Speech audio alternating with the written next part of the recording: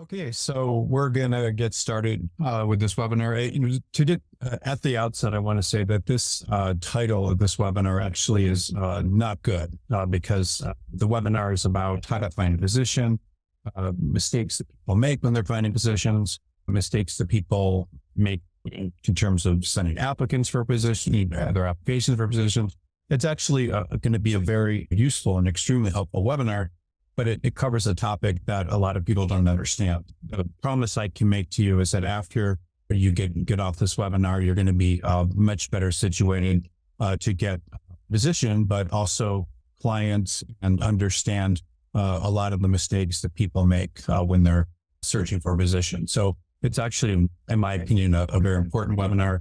And the topical area that it's covering is something that, in my opinion, can change the course of your career if you understand it, regardless of the stage that you're at. I've been through lots of crashes, and I've been a recruiter for a long time. The first crash I ever saw started in late October of 2000. It was a pretty massive crash. What happened is we used to have an interview board. You would see multiple interviews happening almost every day, and then suddenly everything stopped. The calendar of interviews just came to a complete stop. And then you had a break when it was probably the third week of October, and then everything stopped. And what had happened is, even though the formal crash where people thought things were just out of control happened several months later, what had happened is financing for a lot of internet companies, which were, for some people, probably a lot of people on this Zoom, they weren't even alive at the time, but what happened then was a lot of these companies had been financed as new in this new space, had gotten all of this money, and then people realized that the businesses didn't work. And because the businesses weren't working, all of the companies basically started going out of business, and then all the work that people were doing in the legal field stopped. And at this time, I was really working with the largest law firms in the country, and all these law firms, whether it was in New York or Bay Area or Los Angeles, they all stopped doing any hiring and actually started laying people off. And it was an interesting time because anybody that did any form of corporate law, even if they were at a 3-person law firm and gone to a 100-veteran law school, was able to positions, and then all these attorneys, and even very good attorneys, started losing their positions. And it was just very bad. And people from the largest and best firms were losing their jobs. And at the time, I had a good database, but not great. I was still working in this space. In Los Angeles, we had probably 2,500 law firms in the database, but out of those 2,500 law firms, only about 20 of them were clients. And it was like that, not just for me, but for other firms in the recruiting field, because these were the only ones that would use recruiters, because recruiters cost money. And because recruiters cost money, the law firms only the largest law firms were really using recruiters at the time. So it was, I'm not saying you shouldn't use a recruiter, of course, because everything is much different now. But at the time, that's the way things were going. And there were 20 law firms in the area. And the number might have been a little bit higher. That's maybe exaggerating, but that was what we had. And then a couple of decades later, you go forward to now, where we have over 150 employees and hundreds of these law firms, my clients now. But back then, the company was much smaller. We had maybe 10 people and just not as many clients. But at the time, when I saw this and I saw everything that was happening in these law firms and people getting jobs in only the largest firms, it occurred to me that out of those 2,500 firms, a lot of them were actually very good firms and had all sorts of practice areas. But these firms are mostly absent from the search for most candidates who use me because I did not have relationships with them at the time. What I'm going to tell you regarding this is extremely significant because it will help you in terms of what you do with your job search and how you see information and why you may not be getting a job using your search the way you're searching. So as one layoff after another kept happening, that I became angrier and angrier because I was seeing attorneys from top 10 and top 5 law schools that had worked at the very best firms and had all this achievement and things that they'd done very well throughout their careers. I saw them lose their positions and be held back. And I knew these attorneys were trying everything to get jobs, but they just couldn't. And employment website, they would use employment websites. At the time, there was Career Builder and Monster were the big sites. They would try to network and go out and meet people. They would contact recruiters, and they would do everything they could and not have any success. And because of that, a lot of them did things like go into alternate careers.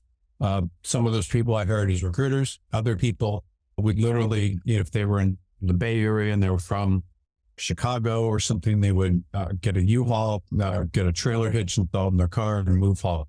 So it was bad. But then I started thinking about this, and I realized that there were over 2,500 law firms, meaning of more than 5 or 6 people in Los Angeles, and over 4,000 in New York.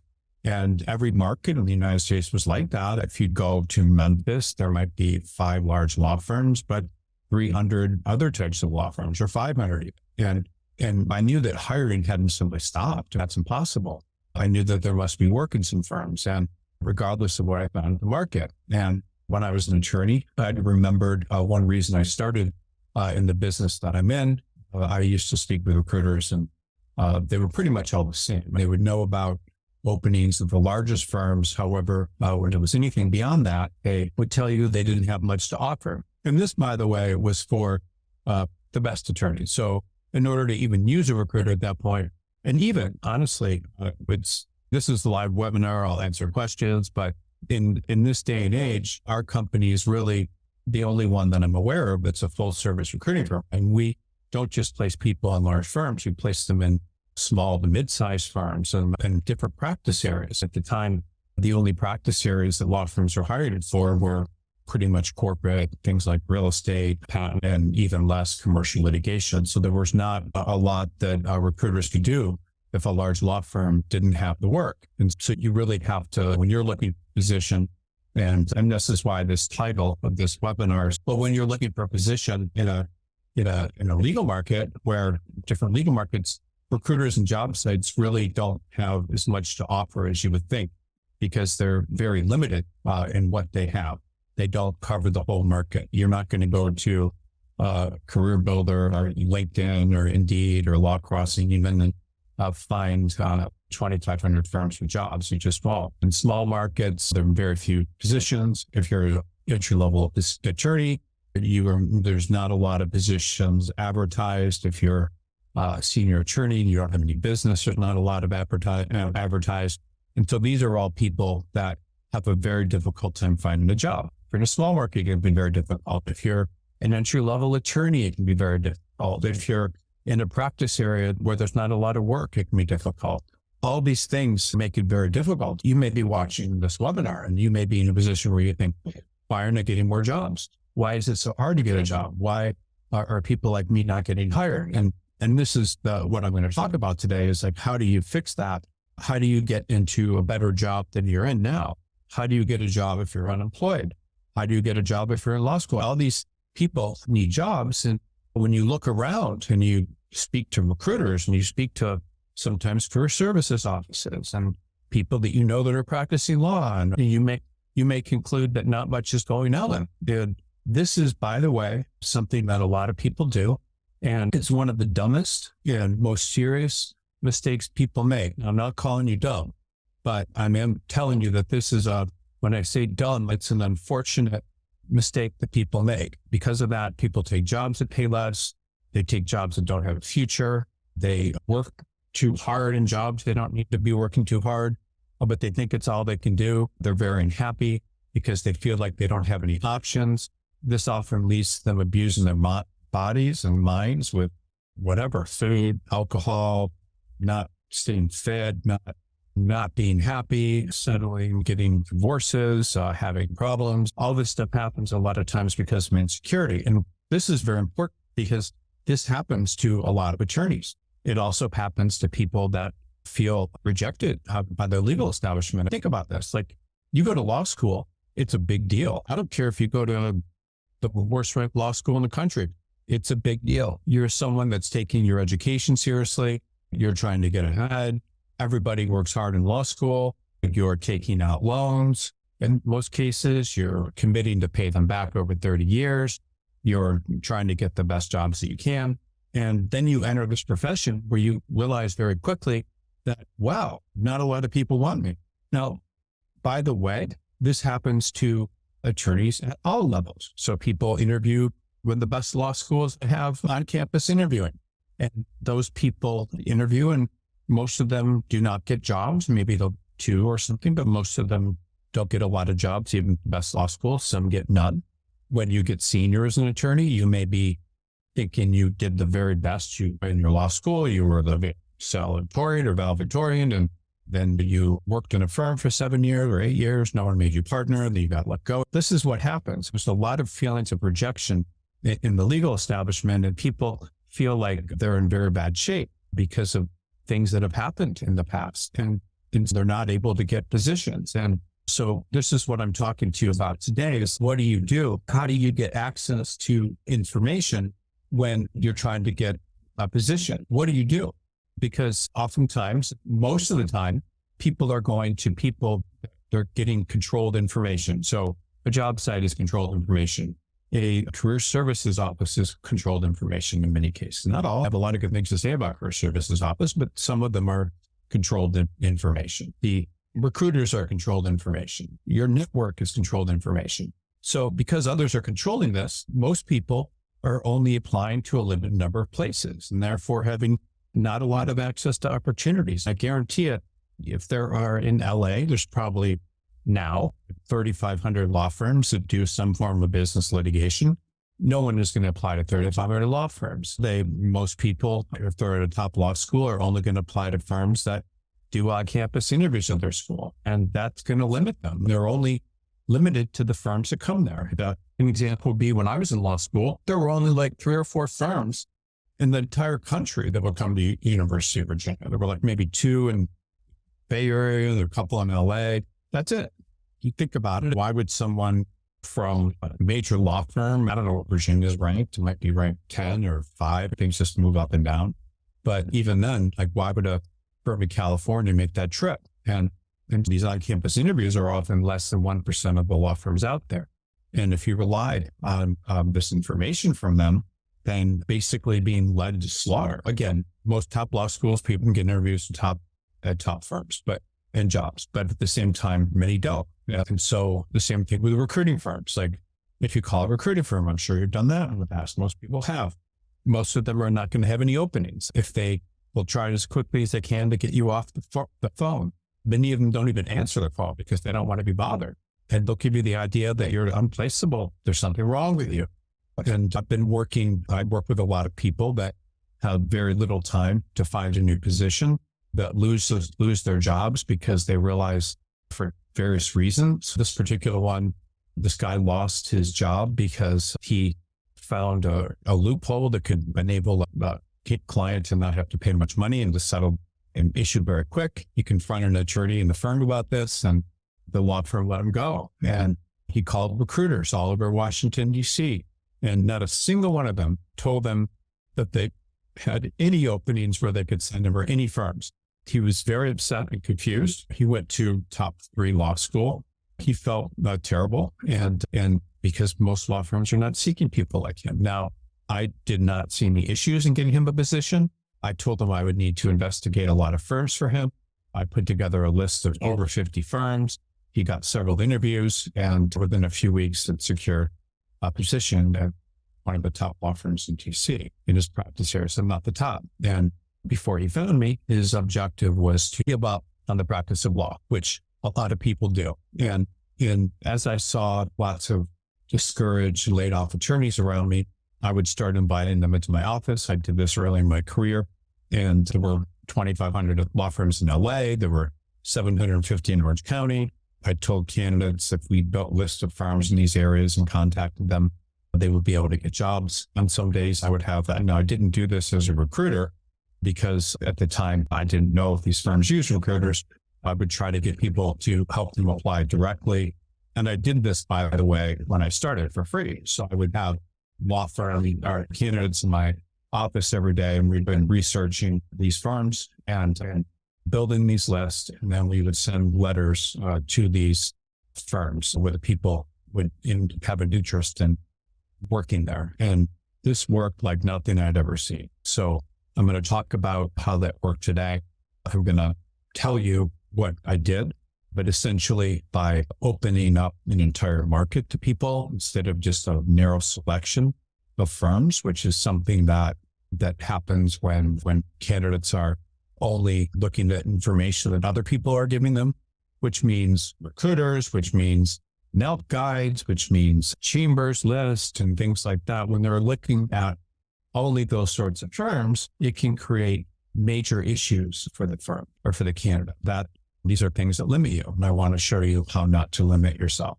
All of these attorneys that I worked with that couldn't find a job any other way, that did these mailings and let me put together these lists, they all ended up getting multiple interviews and in most cases offers. Not everyone got an offer. Some people have very serious personality issues that prevent them from getting jobs when they go into firms. I talked to two today, for example. People think that they have to quit if they don't get work, a certain type of work. They question people they're working for. Some people do have issues, but if you don't, then the whole market is yours and you can get lots of jobs.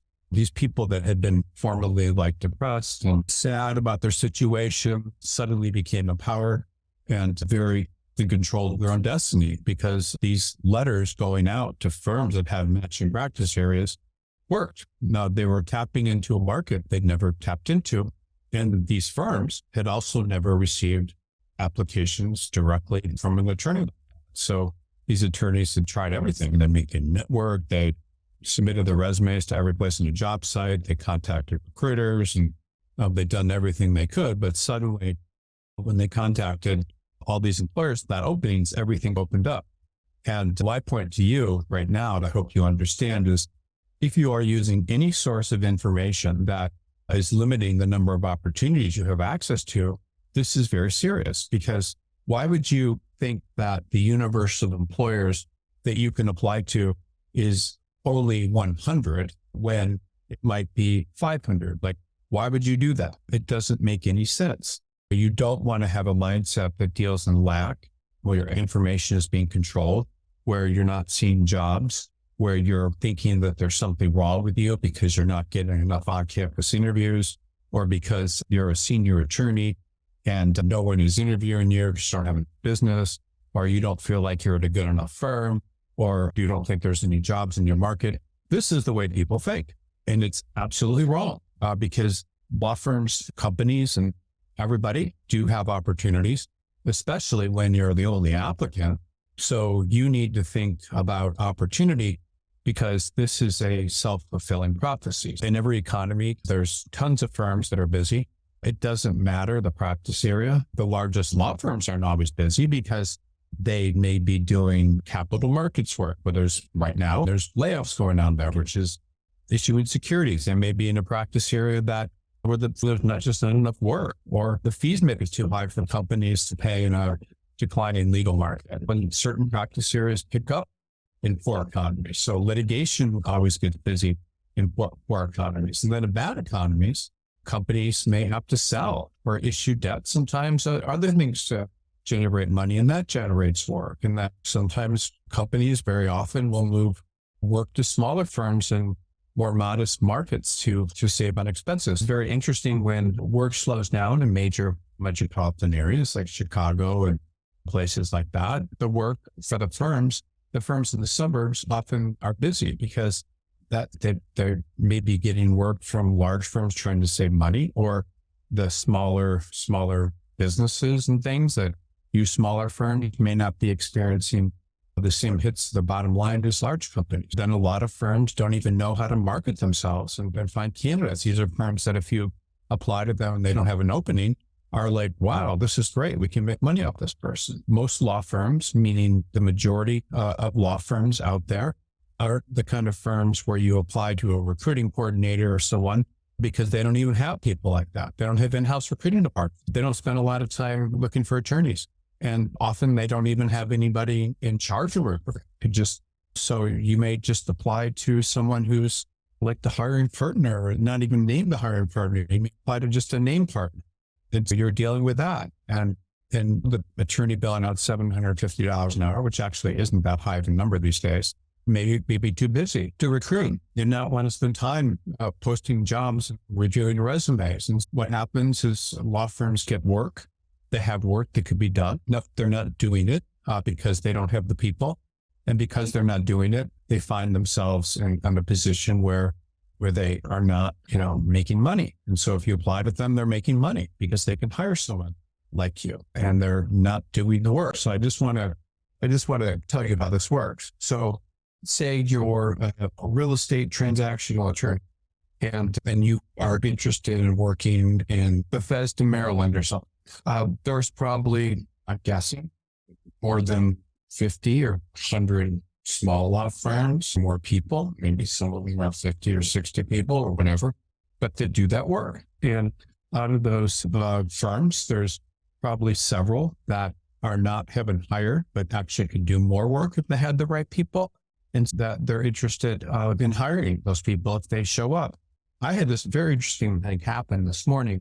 I was talking to a woman that, and this is just fascinating, that was at a big firm in Delaware, which is an interesting market, and decided when things got slow in COVID that she would break off and start her own firm, and started applying to or sending firms in all these different markets, researching them and sending them things saying, hey, I can help you with your Delaware work because I'm licensed there. Would you be interested in hiring? And they said yes. And they didn't hire her full time, but they would hire her as an attorney to do work for them, and then started getting all of these clients based on that because she had an angle. But the kind of work she was doing, they were happy to have a Delaware attorney helping because their clients needed it. So my point to you is that there's always opportunity if you think about it. If you think about who can you apply to that could need you. Now, in this case, they were hiring her law firm, which was her, to do the work, but it doesn't need to be like that. You can hire an individual you can apply to firms that way as well. Too many people need your skills. An example would be if you're applying to law firms, you can apply the same logic. If you're trying to find positions in companies, you can apply to 3 times as many companies in each city that would be willing to hire, that might be willing to hire a new house attorney than there are law firms. So if in a city there's 2,000 law firms, there's probably 6, 20, 40,000 companies. This is how it works. You have more companies than law firms. And those companies often have no idea how to hire in-house attorneys. And then their government offices, nonprofit, public interest organizations, other people who also hire attorneys. And the list of people that need all these people to work for them is completely, it's endless. And there's so many places you could work. I meet people, I get told, people find out what I do, and they walk up to me and tell me they need this type of attorney. And these are people that own companies walk up to me. Wealthy people, but home offices walk up to me, or that work for home offices to walk up to me. And there's just so many people and organizations interested in hiring attorneys on an ongoing basis that the only thing holding you back is basically approaching them, regardless of whether they have an opening, and applying to them. And I want to stress to you like how well this works. When you open your mail each day, there's often going to be ads for people trying to sell you stuff. When you go onto a website, there's ads for people trying to sell you stuff. I was on Ford last night, and I couldn't believe there were all these pop-ups and ads coming. And I was just trying to read an article about some criminal trial, and it was almost impossible because there's so many ads. And so people are always trying to sell you stuff. Why aren't you trying to sell your stuff to other law firms or wherever you want to work? You need to apply the same logic. That's just how it is. Websites keep track of what your background is and the kind of things you're going to jump at. And it's the same thing with law firms. You need to try to find places that are going to be interested in you. So now I'm going to talk about some of the people that control access to information and the jobs and the firms you're seeing. Job sites. So what's happening there is when you go to Indeed or whatever the job site is, not Law Crossing, but every job site you go to is basically going to only be showing you jobs and information that employers are paying to post there. And this means that they're trying to promote those jobs to the maximum possible audience to drive the most applications to the firm or a company, whatever it is you're applying to. And that's actually not good, because what they're doing is they're hitting up, they're searching for you, but it becomes very difficult to find a position because what you're doing is you're competing against everyone else that's applying to those jobs. And a lot of people are applying to those jobs. And when there's tons of job sites that out there, a Law Crossing, which is a site that our company owns, searches for jobs on all different websites, player websites, and then tries to show you all these positions. But at the same time, there always are lots of positions in that on different websites, and this Law Crossing behind a paywall, so only a few people are seeing those jobs. But it's very important to understand the role of job sites. And the other thing with job sites too is that if you're applying to jobs on a job site, the first jobs that you're going to see on the job site may have been posted there for a month. They may have been posted for 2 months. And the reason that they stay up there is because employers will pay a job site to post a job for 30 days or 60 days. Sometimes they'll post and forget about it. If you're doing PPC on Indeed or something, which is meaning they just charge per application or per click and things. You don't know how recent the job is. That can create all sorts of problems. Another thing that's controlling your access to information are recruiters. Again, I'm a recruiter. So recruiters will only tell you in most cases about positions that may have openings in and who their clients are. This is going to limit your access to information. And most recruiters only work with the largest firms. That means if you're not with one of the top firms, apply to one of the top firms or in a training business, that's going to limit you. And these recruiters are likely only to have access to positions for a few people. So that's part of their job. So with a recruiting firm, if 100 people apply, they may have access. They may only be able to give you out of that list. They may only be able to they may work with 3 people or 4 people. And that's very discouraging. And again, recruiters will try to weigh law students, will try to weigh people with too much experience that don't have business, will try to weigh people without pedigrees to work in large law firms.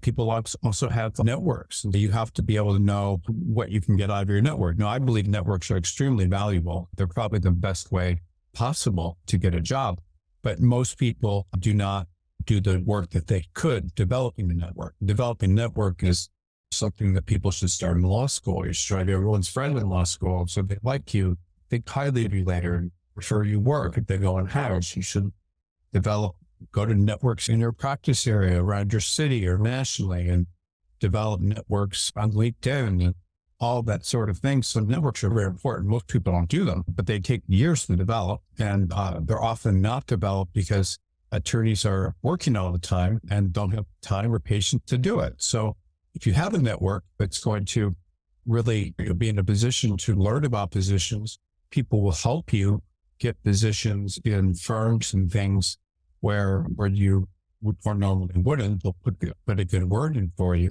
And so the networks are excellent ways of getting a job. And in my opinion, they're some of the best. They're very powerful. And so you can develop a network. And if you do, it's going to be very useful for you. And I'm not here to tell you how to develop a network, but developing a network means you're meeting contacts, checking in with them, trying to be nice to them, trying to send things and opportunities their way, and just developing good vibes all around so people help you in the future.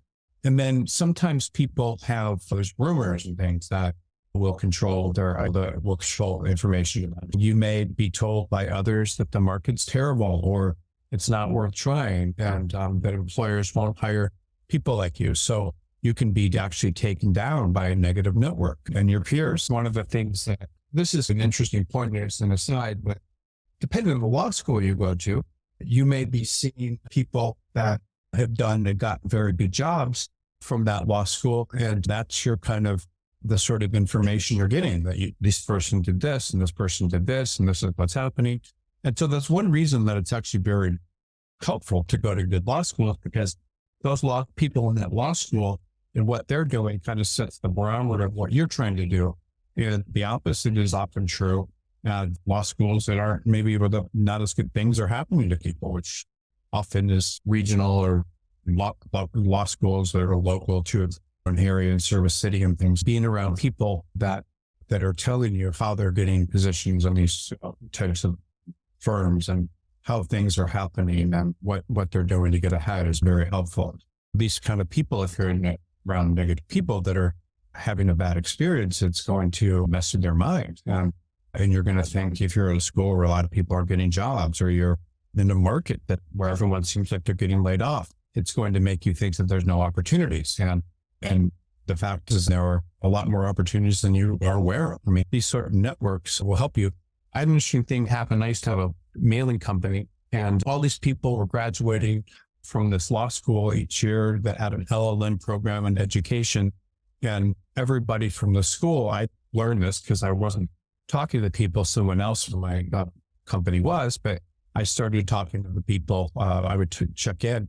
And I learned that, for the past several years, everyone from this LLM program at this not very highly ranked law school was contacting this company that I have, it's called Legal Authority, and getting positions through it by applying to jobs that were not jobs, but firms that did this type of law, which was education. So those people were actually lifted up by the idea there was more opportunity. But a lot of your peer group is often going to control what you think about what kind of jobs you can get, what happens to people, and so forth. And I remember once my father said I had these people that had left my company, and I was trying to say that was a bad decision for them, and they're not going to do well if they do. And he said at one point, which I thought was very interesting, that I was thinking about all the wrong way. Like, you want people that leave your business to do well. You want them to have success, because that is a sign of the type of business that you have. And so I took that, and this is over 20 years ago when he said it to me, and it's true. So recruiters, for example, people who left our company did exceptionally well when they went and if they started their own firm, or if they competed with me, or they went to work in another firm, they did very well. They were the best people there. So that made me feel very good. That people had good enough experience with me that when they went other places, they did well. So organizations also control the flow of information available to you. Many organizations, you may rely on access for information.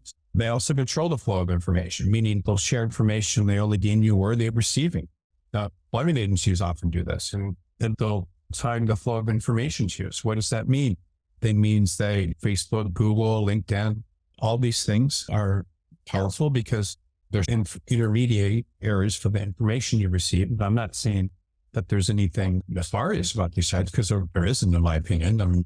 But they can control the access to information. What that means is your friend group, or the people you're communicating, will have a certain level of knowledge, and sometimes that knowledge limits you. People can be bland. I don't really think that this is that big of a deal for trying to get you bland Facebook, but the information you're receiving, for example, on Google, the first information you're going to see is for sponsored things.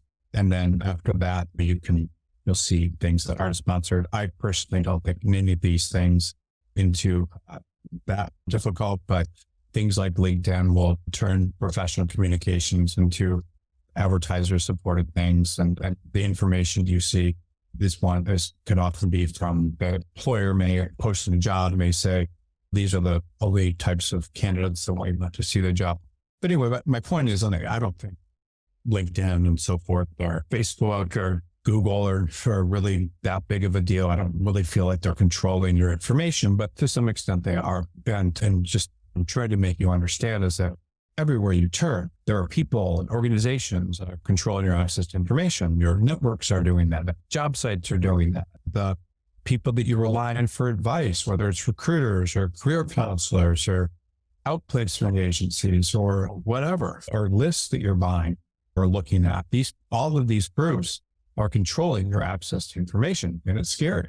So what I need you to understand right now is that if you rely on these sources of information, which are job sites, your network, recruiters, all of these people, career services offices, you're never going to actually have access to all the opportunities, because you're not going to have access to the best information. And because you don't have access to this, and I'm going to tell you how to find all the law firms, how to find all the companies, how to find all the government offices, you're just going to be in trouble. It's people that I see people all the time. I talk to them every single day, literally every single day. I do appointments with candidates of mine that are interviewing or are new to BCG that I want to interview.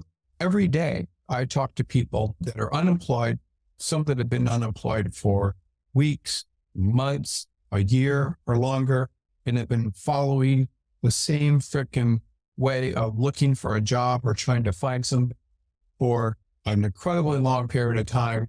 And they're doing everything wrong.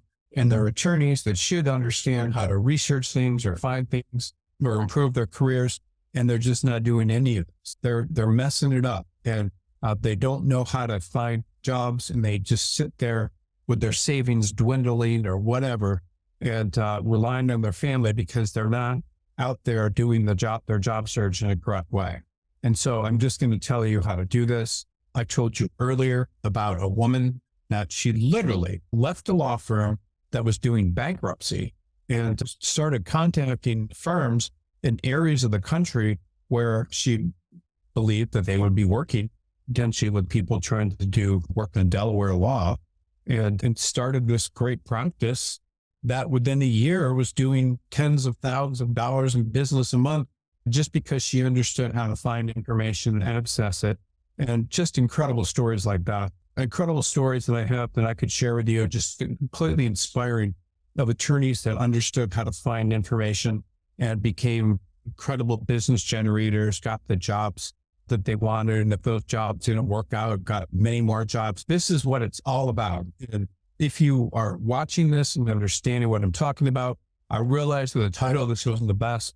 This will change the course of your career and your life. And it will help you get business. It will help you apply to jobs, find positions. It will just change everything. If you're in law school and not getting jobs, it will change everything. Regardless of your situation, if you're senior, you don't have a job, and unemployed, this is what it's all about.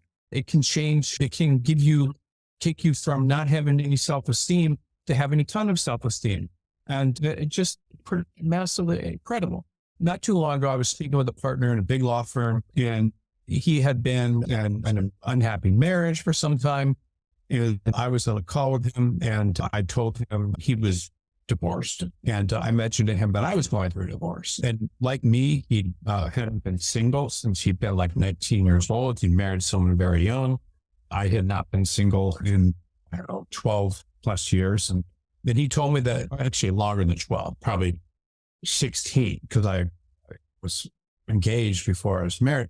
And so he told me that when his divorce started, he'd been very depressed, and that he'd grown up in a small town in Texas and had met his wife when he was a freshman in college or something. And he said he thought it would be impossible for him to meet people and just very hard to get out there and so forth. He was very depressed. This is, my life's over. What am I supposed to do? How am I ever going to meet someone new? And that's what he felt. So, and he had been in this, he told me he'd been in this very unhappy marriage. His spouse had questioned his worth, meaning told him he was worthless and made him feel undesirable and all this stuff, which he completely basically believed because it was just coming all the time. And he told me that he hadn't been able to meet people. He'd been working and supporting the family. He didn't even understand. He felt because of the way his wife had been talking to him that he just was not worthless. He was worthless and designed for being alone and all this sort of stuff. And he tried to meet people through his church or friends, but not much happened with that. And he lived in the suburb of Dallas. So he was going to work and commuting an hour a day each way or something. And he told me he didn't have the opportunity to meet a lot of people. And then again, the guy had never been on dating sites because they were probably not in existence when he started. First, he didn't know about them that much.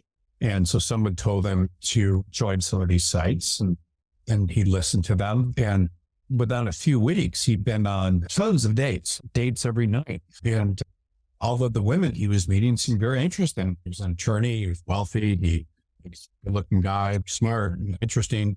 And when he started going on these dates, he started realizing that he'd never been compatible with his wife. He just met her very early and married the first person he's dated. And then he realized that there were incredible numbers of opportunities for him to be happy and meet someone. He was all these dates, and he was just meeting all these people, and just an incredible number of people. His whole demeanor and life changed because he realized there was so much out there of people that would essentially hire him to be their boyfriend or girlfriend, and just having access to this information of people on these dating sites changed the course of his life.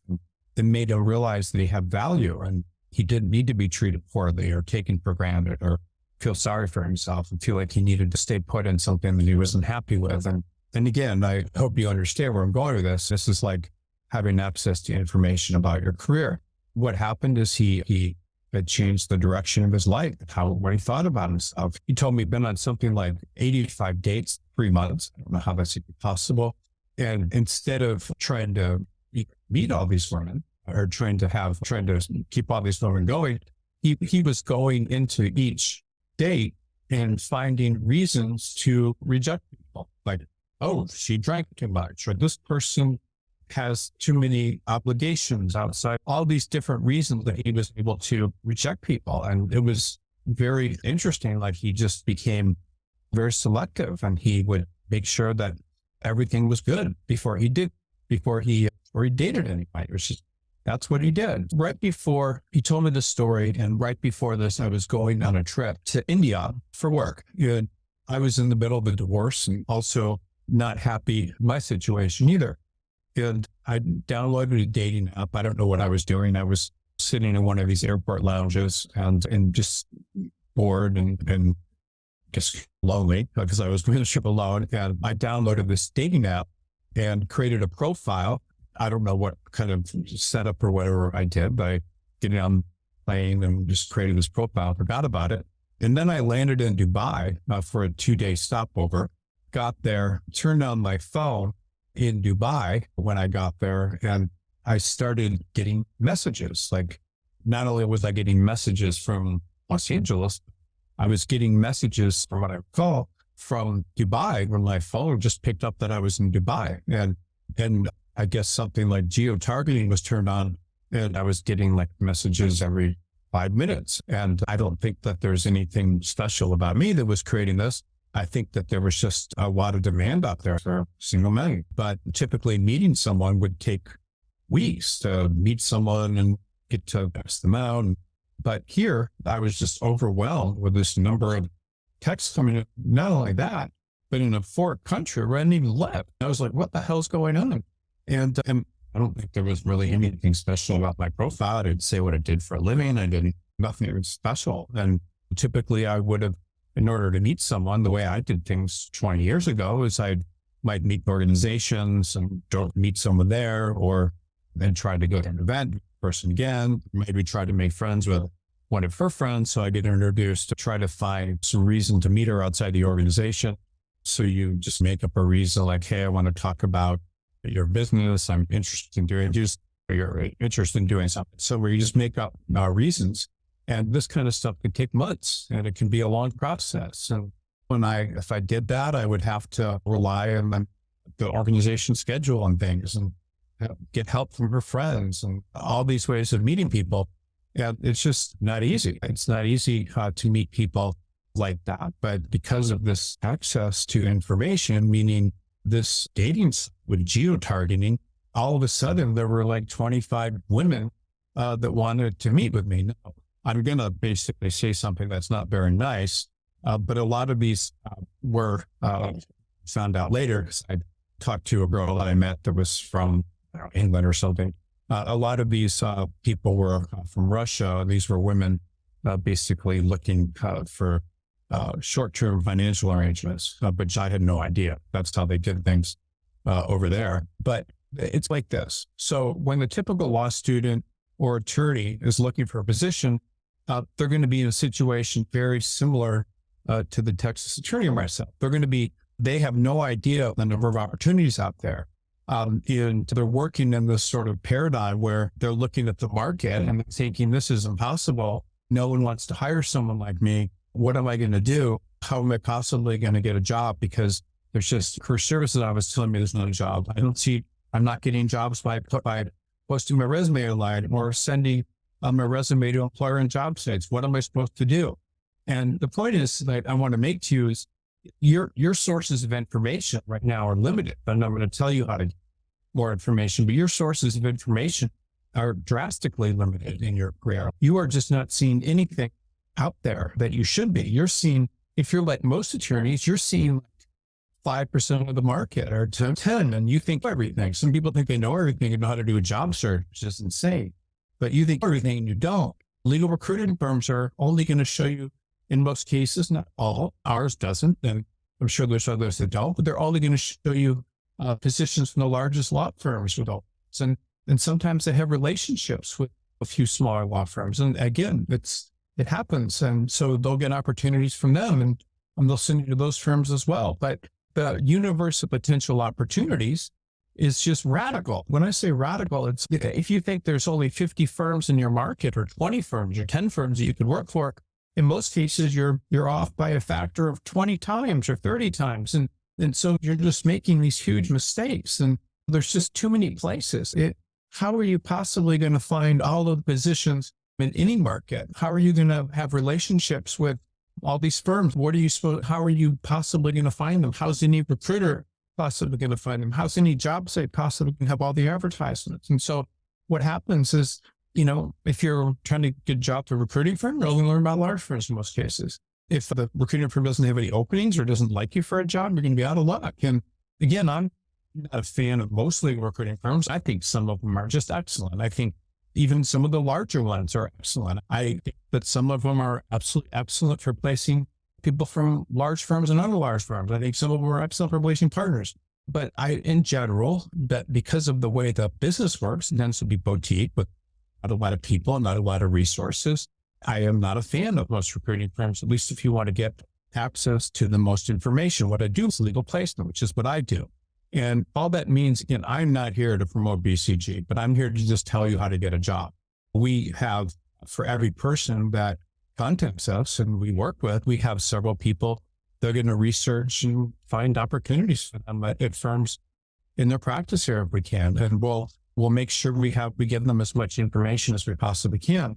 And there's nothing special about what we do. I can tell you how to find this information. There is something special about being able to have focused information after we see people that are integrating stuff, but there's just so much information about in the market that you're missing. And if you allow others to promote, have the access to control your access to this information to where you can work, your ability to get through that can change your entire destiny. I see people every day, like our company gets multiple interviews. Every day out of those interviews, these are firms that have never interviewed anybody from us before. And as a matter of fact, have no idea, some cases, what to do. Do we contact these? What do we do? They don't know exactly even how to do hiring of the lateral attorneys, because the firm may just be a bunch of guys that have gotten together, or girls that started a firm. So the point is that if you're able to get through information and understand, what's out there, then you're going to be much better off. And this is another thing that you may remember for the rest of your career, because I certainly will never forget it. But years ago, the last attorney I ever worked for was an attorney who apparently had never lost a case, meaning his secretary had worked for him for 35 years or something and never seen him lose a case, whether it was a trial or on a motion, whatever. And he would go to work for people accused of all manner of terrible things. It could be a company that had been involved in some just bad things. And he would present that pattern that wasn't advantageous to his client, which most attorneys are. That's their job, unless they're filing a plaintiff's suit or something. But he would receive information about something that wouldn't help his client. He would start doing all sorts of research that in many cases seemed completely unnecessary. I worked at a case with him for one point, and we spent months researching every aspect of the case. And it was just incredible, the detail we wanted to go into. We look at every angle, wrote all these memos about things that were just very minute and didn't seem that important to me. But I just kept doing it. And in one case, I was researching this one statute that was included among different things in a plaintiff's suit. And we wouldn't just look at the law, we'd look at the legislative record and then the debates that occurred. But I'm just talking about a state law, like that it occurred when the law was being passed. What this meant, we just continually look at every small thing. And we might even go out and he'd say, can you get in touch with this person and interview them in the state legislature on the proposed bill? What did you mean when you proposed it? What was the intent of the legislature? And every single time that I worked with him on a case, and really did couple, but he would do something incredible with it. He'd find a small point in the case that would change everything. Just one little point about something, and he would end up winning based on the quality of his research. And just going into that much depth, he would present the other side with some facts that just seemed weird and not that important when we were doing the research, but they ended up being completely devastating and changing the course of the case, because no one on the other side, no other attorney would ever really think to look at things in this much depth. And looking at this stuff would always win cases. Now, he didn't win every case on emotion and that sort of thing. He would go to trial, but he would do the same thing when that would happen. So he'd look at things and just keep looking and looking, and eventually something great would happen. And it's like that when you look at the market and you look at like, where are the available positions? Like, what can you do better? So some people say, oh, I can send more applications. Yes, you can find more places to apply. That's absolutely true. That's one aspect of it. You could send out your resume to a bunch of places and do a lot of research and read news articles about and legal publications about different practices and people who are busy or firms that are busy. Like, you can do all these sorts of things. But then you can even follow that up by connecting with people on LinkedIn and telling them you admire the type of work they do, and you saw this case that you did or this transaction, and you'd love to get involved in those. You can go into law firms and deliver your resume personally and with a note that you'd really like to work there. You can do all sorts of things. You can send, just different things that you can do if you go into more depth. Like, how do you call up a law firm and someone that's in charge of hiring and leave a message that you're really interested in the firm? I had a job out once for a position in our firm, and I couldn't believe it. Like, this one attorney called and left a position, long voicemail, seeing how interested he was in it. And this attorney was coming from like Latham or Watkins and had this incredible background, and no one else did that. He actually was the best applicant by far for the position. This is what good people do. Like, they look at, what else can I do? Like, how far can I go with this information? How can I make this information work the best for me? Like, you can send an email for a job if you want. Emails are going to go into someone's inbox. They may get looked at, they may not. Or you can send a letter, which is well typed on nice paper that goes in the person's inbox or it goes on the person's desk and sits there, and is much more effective than just sending an email. There's all sorts of things that you can do. And it's important to understand you can research the market. You can read news publications and find firms that no one else knows about that may have broken off from a big firm. This happens all over the country. Every day, groups of partners are saying, we've had enough, and moving over to other firms from the firms they're coming from. It happens every day. Every day, firms are getting more work, landing big clients. You can read about that and find out that information. Every day, and you don't know if it's happening or not. People are leaving law firms and there's vacancies because of that. And you can find out about that sometimes when you read about an attorney going to a new firm. So you may see a press announcement on a law firm's website. If you look at date information closely enough, and you'll see that they've joined a law firm, that they've joined it from another law firm.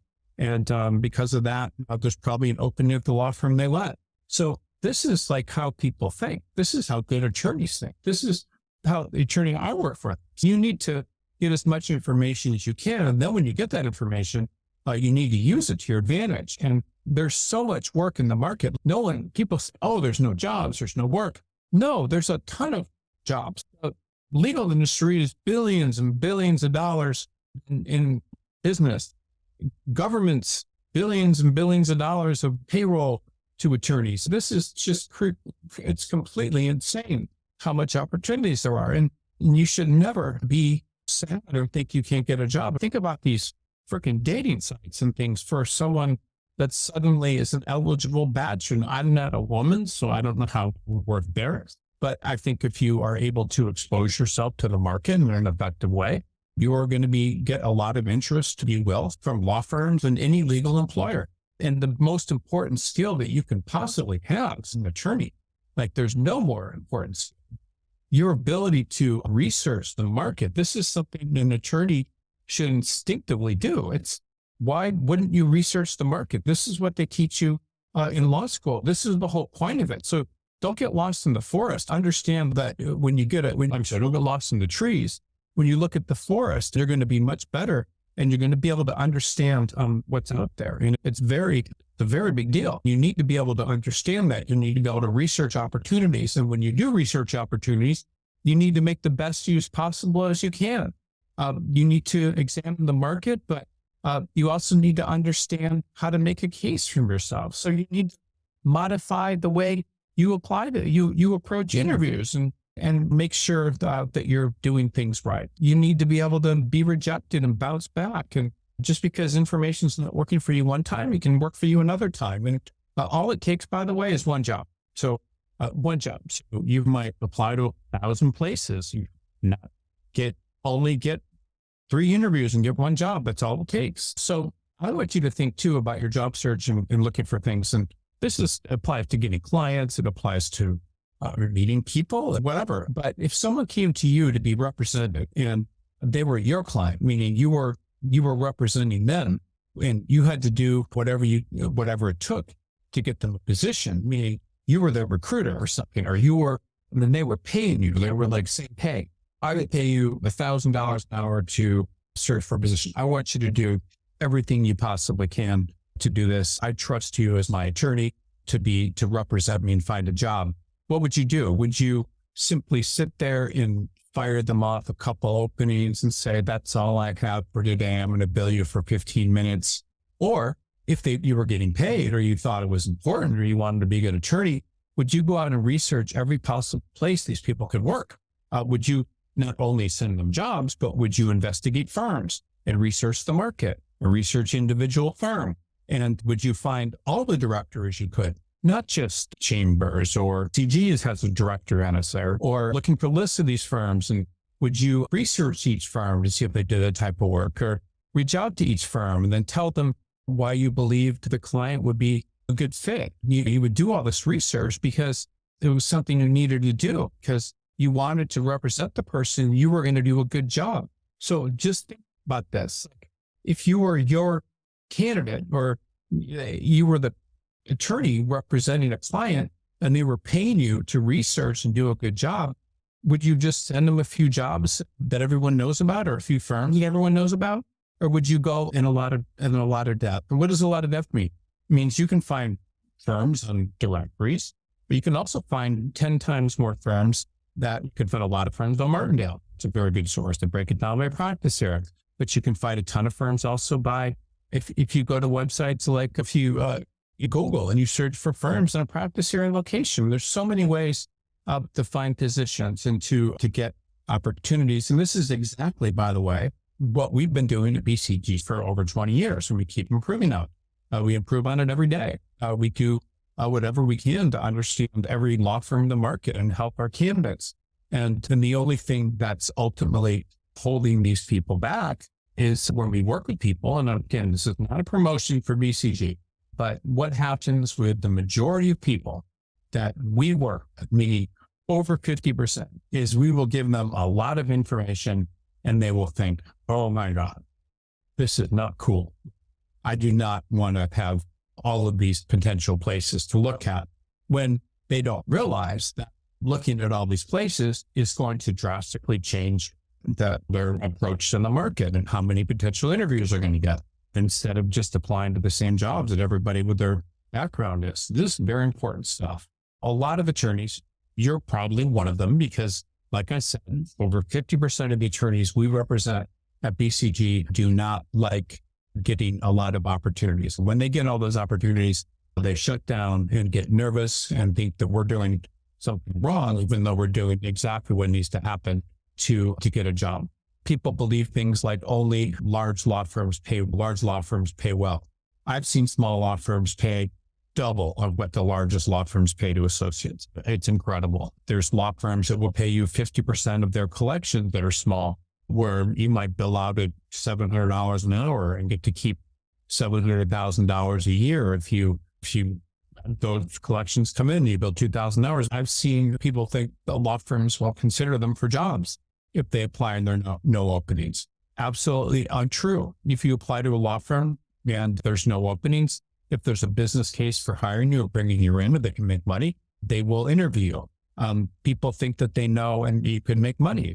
Why wouldn't you? If you were painting houses all around your city, and could only paint one house a day, or one house a week, and someone came to you and helped you, and all of a sudden you could paint 1.5 or 2 houses a week, you would make twice as much money if you paid that person whatever per hour. People can make money if they hire you, and that's what a lot of people don't understand.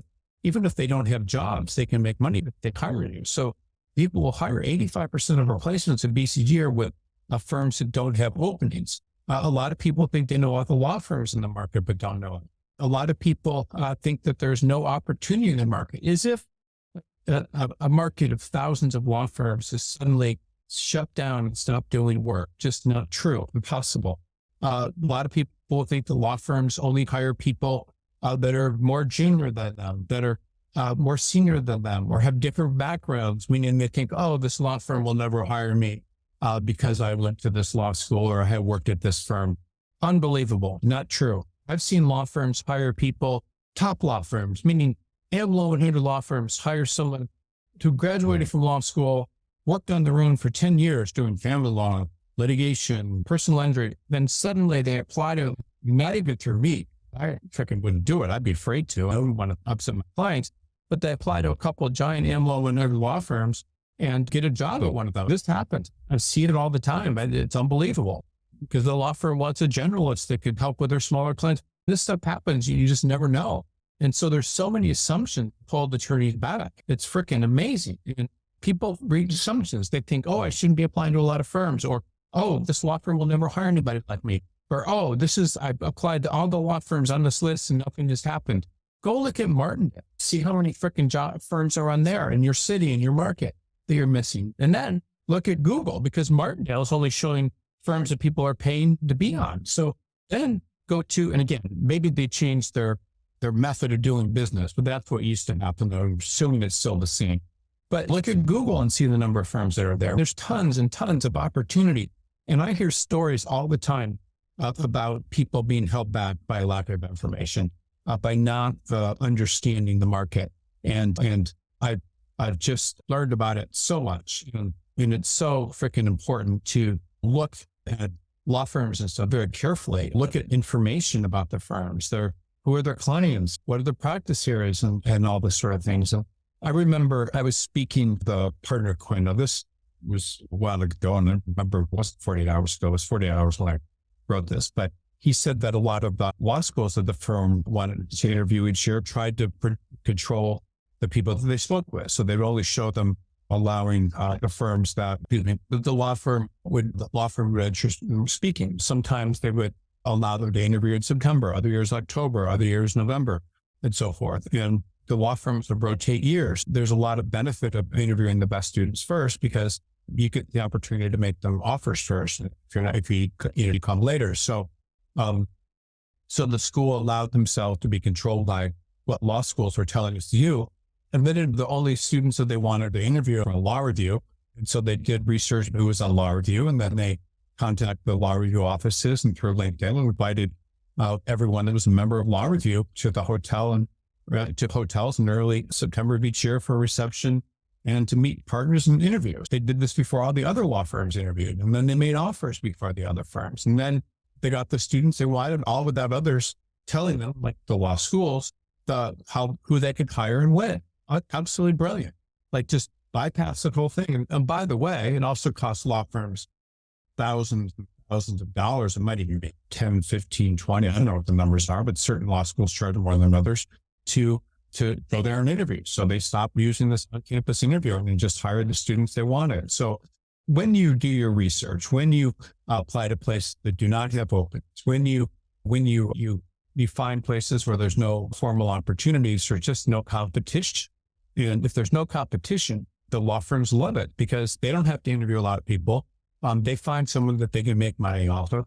They don't need to post jobs and screen resumes and hire recruiters. They just don't need to do anything but bring you in. And by the way, if you reach out to an employer saying you'd like to work there, they will like that. That's very attractive to them because very few people do that. Very few law firms get direct applications like that. And they just hardly anybody does it. I had a law firm for, I don't know how long it was, at least 5 years in Malibu, and sitting there in the office day in, day out. And I think the entire time I was there, I only saw 2 people walk in or send me a blind application in the entire history of the law firm. And it came up first when you search for law firms, and this law firm represented our companies. But want to make it is people just don't do this. And I remember the people that did to this day. I was very flattered by it. And in one case, I hired one person. It's the worst attorney I've ever hired. But you can reach law firms by emailing them. You can send them a letter. Like I told you earlier, you can research them. You can take note of the type of stationery you use, make that nice. You can put the letter on their desk, like I said earlier. And it's just much harder to discard something that's on nice paper. It comes in a letter than through an email or an applicant tracking system. And it shows people that you're serious, and people like that. And this works. It gives people jobs. And I'm just telling you about one way. And we, not as much anymore because law firms do not like faxes because it wastes paper. But if you send applications in different ways that other people aren't, it can definitely help. And you should always send letters to law firms for your application materials.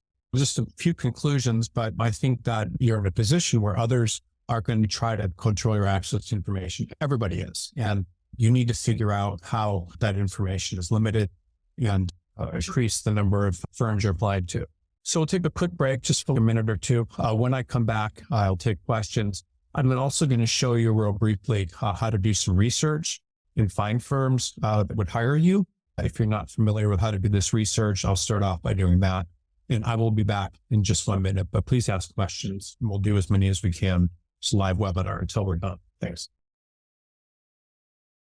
Okay, so we'll get started with questions. One of the things I wanted to say at the outset here is I don't feel for various reasons that were I listening to this particular webinar today, that I would think that this was the most interesting piece of information, but it actually, I believe, is about the most important piece of information that you could hear, because this is really it's what separates the best attorneys from the worst attorneys. It's what separates people that get the best jobs from those that don't. It's what separates the best recruiters from those who are not the best recruiters. It's really, in my opinion, one of the most important topics that you could ever hear. And in my opinion, just extremely difficult, important. And because it's one of the entire bases of part of my company that works for people. And it's something that I think is incredibly valuable and can change completely the direction of your career and everything that you do. I wanted to spend, though, before I get started with questions, I did want to spend a few minutes just showing you how to find different types of information. The heck's going on here? The different types of information when you're looking for a position. And I will, let me just close this and this and this, and go into a little bit of some discussion about that and how to find jobs and firms to apply to. Your first stop, it could always be Google, which is a very good place. If you were interested in looking for a certain type of job or firm to apply to, you could say, let me think of a random place where you could be applying to jobs. I don't know, Spokane, Washington. That's pretty random. So you could say Spokane, Washington, corporate attorney. So a lot of those. Again, I don't even know how big Spokane is. I'm just looking at this way. So you go through and you can see all of these. Oh, there we go. All of these different lists of firms. This one to me is very interesting because Google will basically share with you everything that they can find and categorize and that sort of thing. All of these people that are attorneys and have these law offices could be a potential place that you could apply to. So you have all these places right here. Then you have these firms that are on BCG. Then you have these other lists, like from Gravis Law or whatever. this would be a big firm there. You have quite a few different places that do something here, but you have all these different places that you can potentially apply to. And that's a big deal. It's something that could change the whole course of your search. So a lot of people don't do this. Now, this may not be the best firm that does that type of work, but looking at all these firms would be a very smart thing. Then you can do things like, so once you look at these firms, then you can go Martindale Hubbell, corporate lawyers in Spokane. And it's just one way. In Spokane, Washington. So now you're going to get a list of people in Spokane that do, let's see how they mean business law, how do they even classify this here? Business law. So now you're looking at this site, which is actually, then you look at this, you get 134 5 law firms that do that. Now, I don't even know how big Spokane is, but in my opinion, it's probably not that large of a new. Again, I'm just looking at this way. And then you may say to yourself, how do I apply to these firms in Spokane that do this sorts of work? You just go to their website and you would look for who's most likely to be someone that you would hire. So it's Southwell and O'Rourke. So it probably looks like O'Rourke person. So you apply to this guy. That's how you do that. People that do this, by the way, are able to get jobs. This is what works.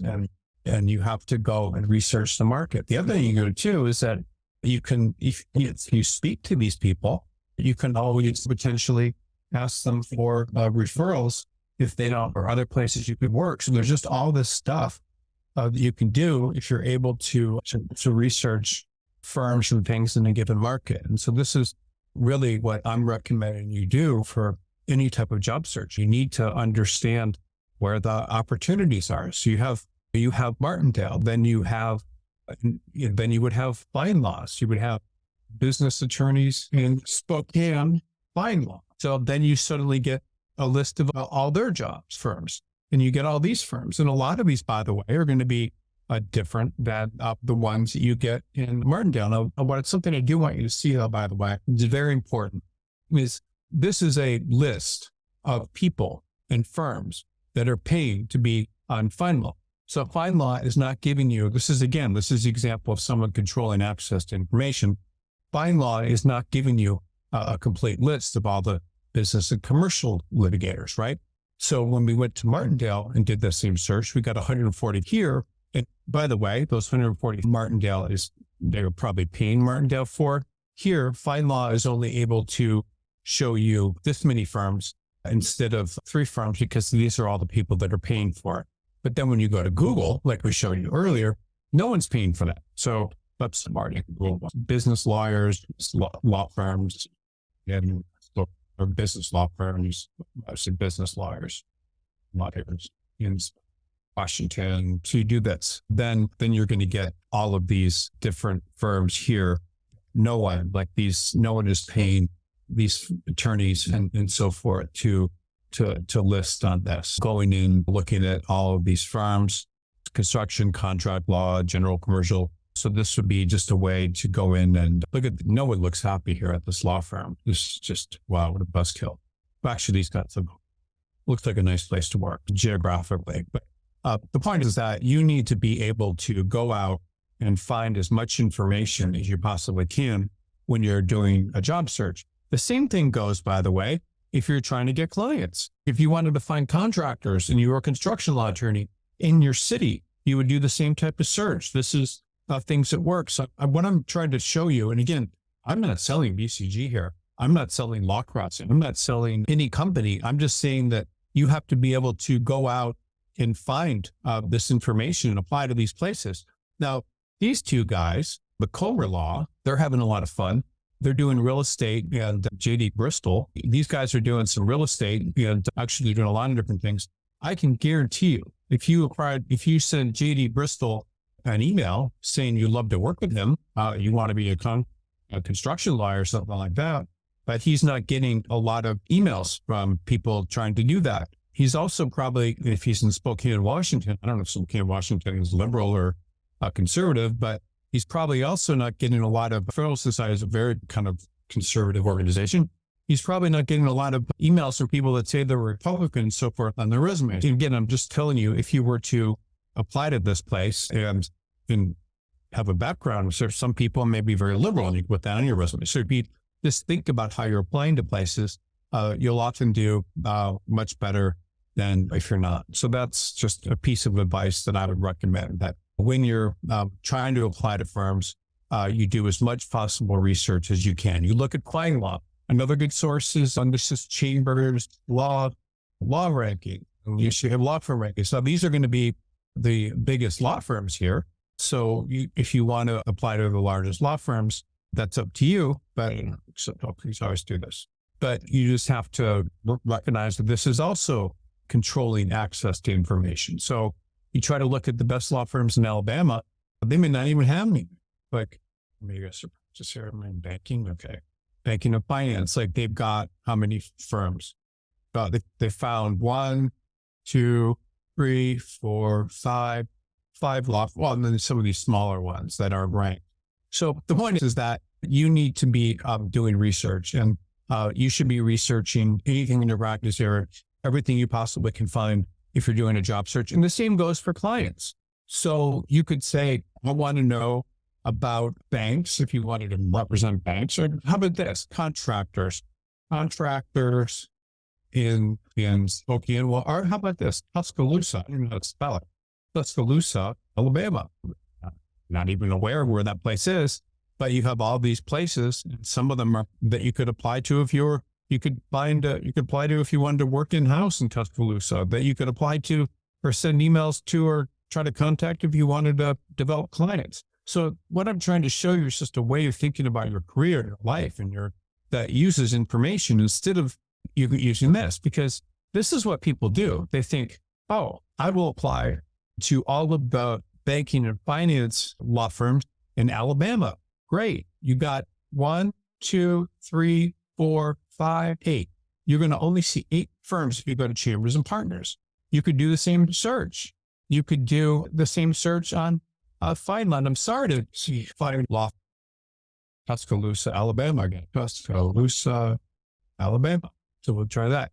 So best law firms in Tuscaloosa. So they're only going to show you, there you go, one attorney, and all he does is criminal defense.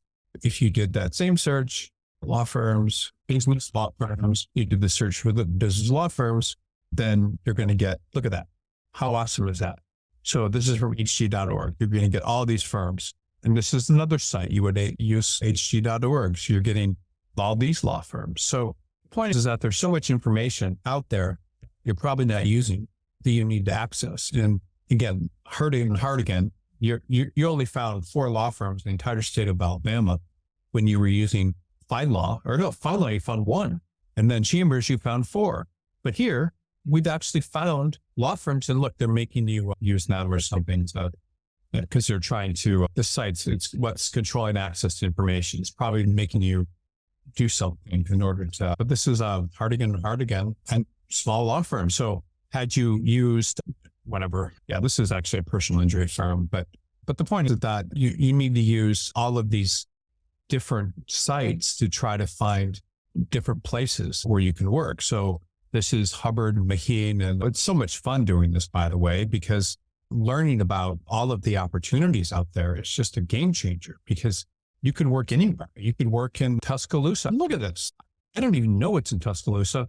I've just heard the name somewhere. I don't know where that is, but this is an example of a small law firm in Tuscaloosa that you could potentially use. Now, this is not a good website. They probably don't need one because they're one of the only law firms there, but you could W. Marcus Brakefield. Yeah, again, so these kind of people are great potential places to I don't know why, to see his birth. Yeah, that's most of the time people keep that stuff private. But the point is, I hate to keep coming back to this, but you have FindLaw, you Google, which is the best. Then you have hc.org. Then you have Martindale. But you have all these different websites that you can use to search for jobs. Then you have, I talked to you about Chambers. So you have Chambers. Then you have, and again, I could keep going, but then you also have U.S. News and World Report. law firm rankings, or law firm rankings, what would be news? So then you have US News, which ranks all these law firms. So all these incredible number of sources of law firms, other information that you can find. And you have this. And then how about this? Data brokers or law firms or law firms. So you could find high quality data, lead database, data broker. What are these people giving?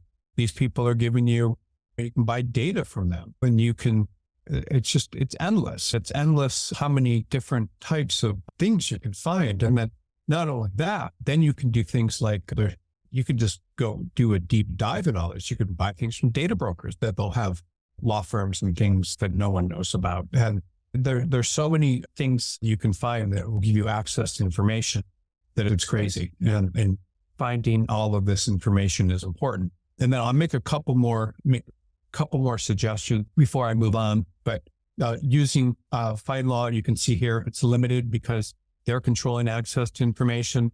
Google is not necessarily controlling access to information. They're actually trying to help you find information. So this is actually a great source of information. If you go get Spokane law firms, it's why you'd see this law firms, they're going to do everything they can to show you every freaking firm that they can find that does this work. So Google is actually very good for finding firms. Then you have this hc.org, which is pretty good. It's better than FindLaw, right? So but they're still controlling access to information. Then you have Martindale. They're pretty good, but they're still controlling. They're showing you the firms and people that are paying to be there. Then you have Chambers. They're controlling access to information because they're ranking. Then you have US News. They're controlling access to information because they're only showing you firms they like. Then you have data brokers that are going out there and finding everything they possibly can. Everywhere you turn, there's people that are controlling access to information and not. And the only point I want to make to you is that you need to, if you want to do an effective job search, there is no way that you can only look at jobs on Indeed or LinkedIn or use a recruiter, including, by the way, again, I'm not, but any recruiter, including myself. You should know everything you can out there. And no one, by the way, is going to be able to tell you that. Think about how sophisticated this is, by the way, too. So if you go to some recruiter that's working at home and works alone, or if you go to some recruiting firm with 10 recruiters, do you possibly think that they're going to do all this research? Do you really believe that they're going to go and compare all these different things and try to do this research? We do it, but we're imperfect. You can sometimes, if you're trying to target something and you're spending hours on Google and reading things, you're going to find a lot more things that we may be able to. And it's not because we don't know what we're doing. It's because there's so much freaking information out there that it's impossible. Oh, then you have Vault Law Rankings. So Vault Law Rankings. There's just so many people out there that are giving you access to different types of information. And the final point I want to make, just because this is important, but your law school, any law school you go to is not doing all this information. Go to their website and see what they're showing you. These are just law firms, by the way. So I'm showing you law firms, but then you would have a list of cities in Washington State. I'm just showing you something here. Washington State, Wikipedia. Look at this. So you go to Wikipedia and they're giving you a list of all the cities in some place like Washington State, places where you possibly could work, right? So all of this data, you can sort it, which is fun. So you can look at the smallest to the largest. And so you have Seattle, Spokane. Actually, look at that. It's 208,000. So I was actually right. It's a good area. I've never been there.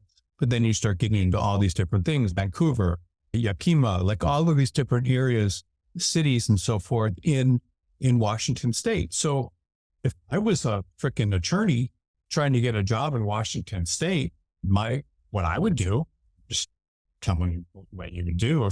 If you really want to work in Washington State, you're admitted to the bar, you have to do the research. Now, you don't have to work in the whole state, but you could break it down by counties because which county you want to work in. So you could look at all of the counties and they wanted to work in and then try to find jobs there. But going through all of this information, there's going to be law firms in towns that have as few as 10,000 people or even less. So Another thing that's smart too, by the way, I'm just telling you how to be smart in your job search. You apply to firms that are in a lot of these smaller markets. So say you apply to firms that are in DuPont, which has 10,000 people, and you can certainly find firms and places in DuPont. So you can say law firms in DuPont. Sorry, give me a second. Law firms in DuPont, Washington State, right? So we're just looking at the small little town. Here you go. You've got a few sponsored. Look, sponsored. That means these people are paid to be on Google. And then you get down here and you get Super Lawyers, and then you get Fine Law, Justia, more Fine Law, more Martindale, more HG.org. And let me explain something to you that would blow your mind. You can do this for every single town in Washington. Right? So you're going to get tens of thousands, if not more, law firms and places you can work. Not only that, but you could even break this down and say something along the lines of prosecutor jobs. You could look at all of the cities in Washington. So here we've got Everett, Washington, and you would have Everett, Washington. I'm just trying to give you an example. This would be if you want to do government job. You the Everett, Washington, careers, something like along those lines. So then you would have government jobs here, job opportunities, then the city of Everett, Washington, employment opportunities. Now, I'm just showing you here how this works. I'm trying to show you how people get jobs in different areas. But if you wanted to work in Everett, Washington, you might even be able to find attorney jobs here. And I'm not saying you're going to, but if you do this with enough towns, I guarantee that you will find positions. A lot of these will have jobs for prosecutors and things like that. What I'm trying to show you is just you need to, if you're really trying to get a job and you're serious about it, you need to go in and really dig deep and look at all these cities. What I'm trying to explain to you, and I hope this could change the course of your career in life, is if you are looking for positions in any town or any market, you could break it down by county and apply to all those places. You would be dumb. And again, I'm not saying you're dumb, but if you don't follow this advice, you will have a difficulty of finding positions because hardly anyone is doing this. No one is taking a look and saying, I want to work in Washington. I want to do this, where I want to work. I'm going to choose all these counties. I'm going to start with the most populous down to least populous. Now, I want to make a couple other points to you, and then I'm going to move on because I just can't even emphasize how important this is. If you are applying to firms in Seattle and you don't think you have a great background, first of all, no one is going and doing research and applying to every firm in Seattle. So that's off the table. So you can still get plenty of jobs in Seattle. But what happens is when you start looking at smaller markets, you start going and looking at, you don't have to look at something with 18,000, but if you were to look at a city with 18,000, county that's not like near Seattle or something, then no one is applying to these. You would do research and you would say law firms and I hope everyone's following me, but I've been doing this my whole career. So I just want to show you how it works. If you did Ellsworth, Washington law firms, you go here and you get the Kirkman Law Office. You get all these different law firms in the city. And remember here, we looked at this, the city is only 18,000 people and there are law firms and work there. This is for Ellsworth, any website, any place that you try to work in the country, you can, and you can break down and find jobs there. This is all, by the way, what people think in business do. This is what the best way to possibly you can to get a position. It's what the most important thing you can do. So I'll go to questions now. I will, oh, wow. So I hope everyone was seeing the right screen during the presentation. I'm assuming they were. Someone said they weren't seeing it. Okay. You see. Okay. So I guess there are no questions. There's still a lot of people on those calls, several hundred people are paying attention, but if you don't have questions, that's fine. The final thing I would just say to everyone is you do need to use every source of research you possibly can. You need to look at large markets, small markets, break things down and do the most work you can to find jobs. Because if you don't, then you're not going to find it.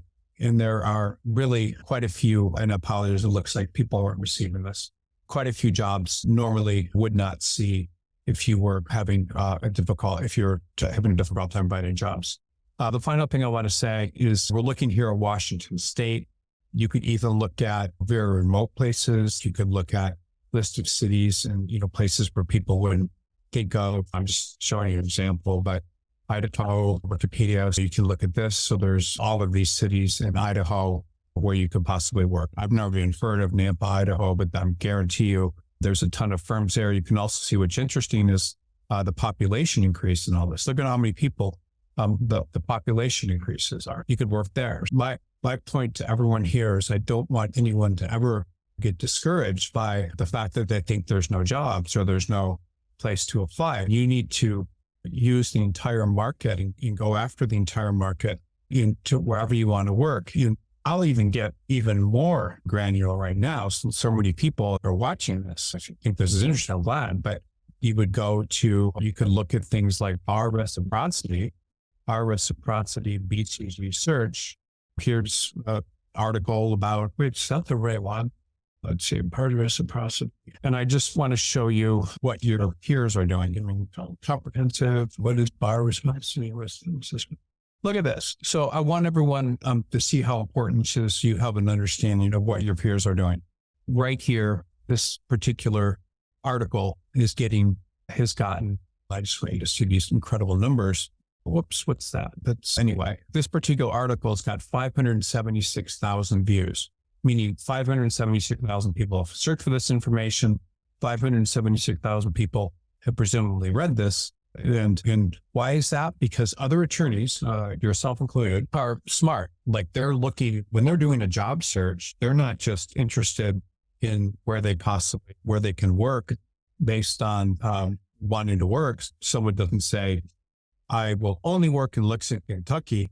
People in Lexington, Kentucky are saying, hey, I want to work in Indiana, Ohio, Pennsylvania, Nebraska, South Dakota, and they're going where they can find a job. So they may not find the job they want in Lexington. Now, let me tell you what's insane. This is just what people do, but it's absolutely crazy.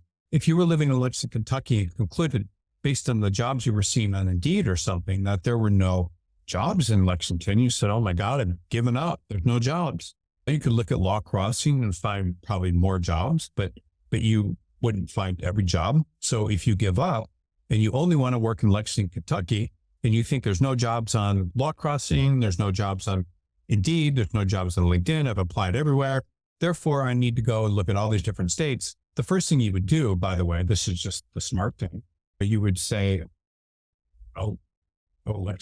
Lexington, Kentucky. Or no, you would just say, what would you say? Kentucky cities. I'm just showing you an example. Cities, Wikipedia. So Wikipedia. Yeah. This, and then you would see all the list of these titles. And then you'd say, you go down this, and what the hell's going on here? And so let's just go down here. We'll look at Lexington. So Lexington, and again, I'm just making these up as I go along, but Lexington is let me just see here. Lexington. Here we go. Lexington. So this is a big city. But you look at this, and then this is the Fayette, is the county. So if you were in Lexington, Kentucky, you would probably want to look at all of the jobs or all of the law firms. If you really didn't think you'd get a job at a law firm, you would say law firms and then county versus Kentucky, right? Kentucky. And all of a sudden, Fayette County, Lexington, Kentucky, you get, look, business law, you can break it down. This is the firm it's got for business law. I guarantee you there's more than that. But then you can look at, you're getting, oh, by the way, I'm sorry, these are sponsored results. Again, this is an example of someone controlling access to information. So you do this search on Google and you want to see something.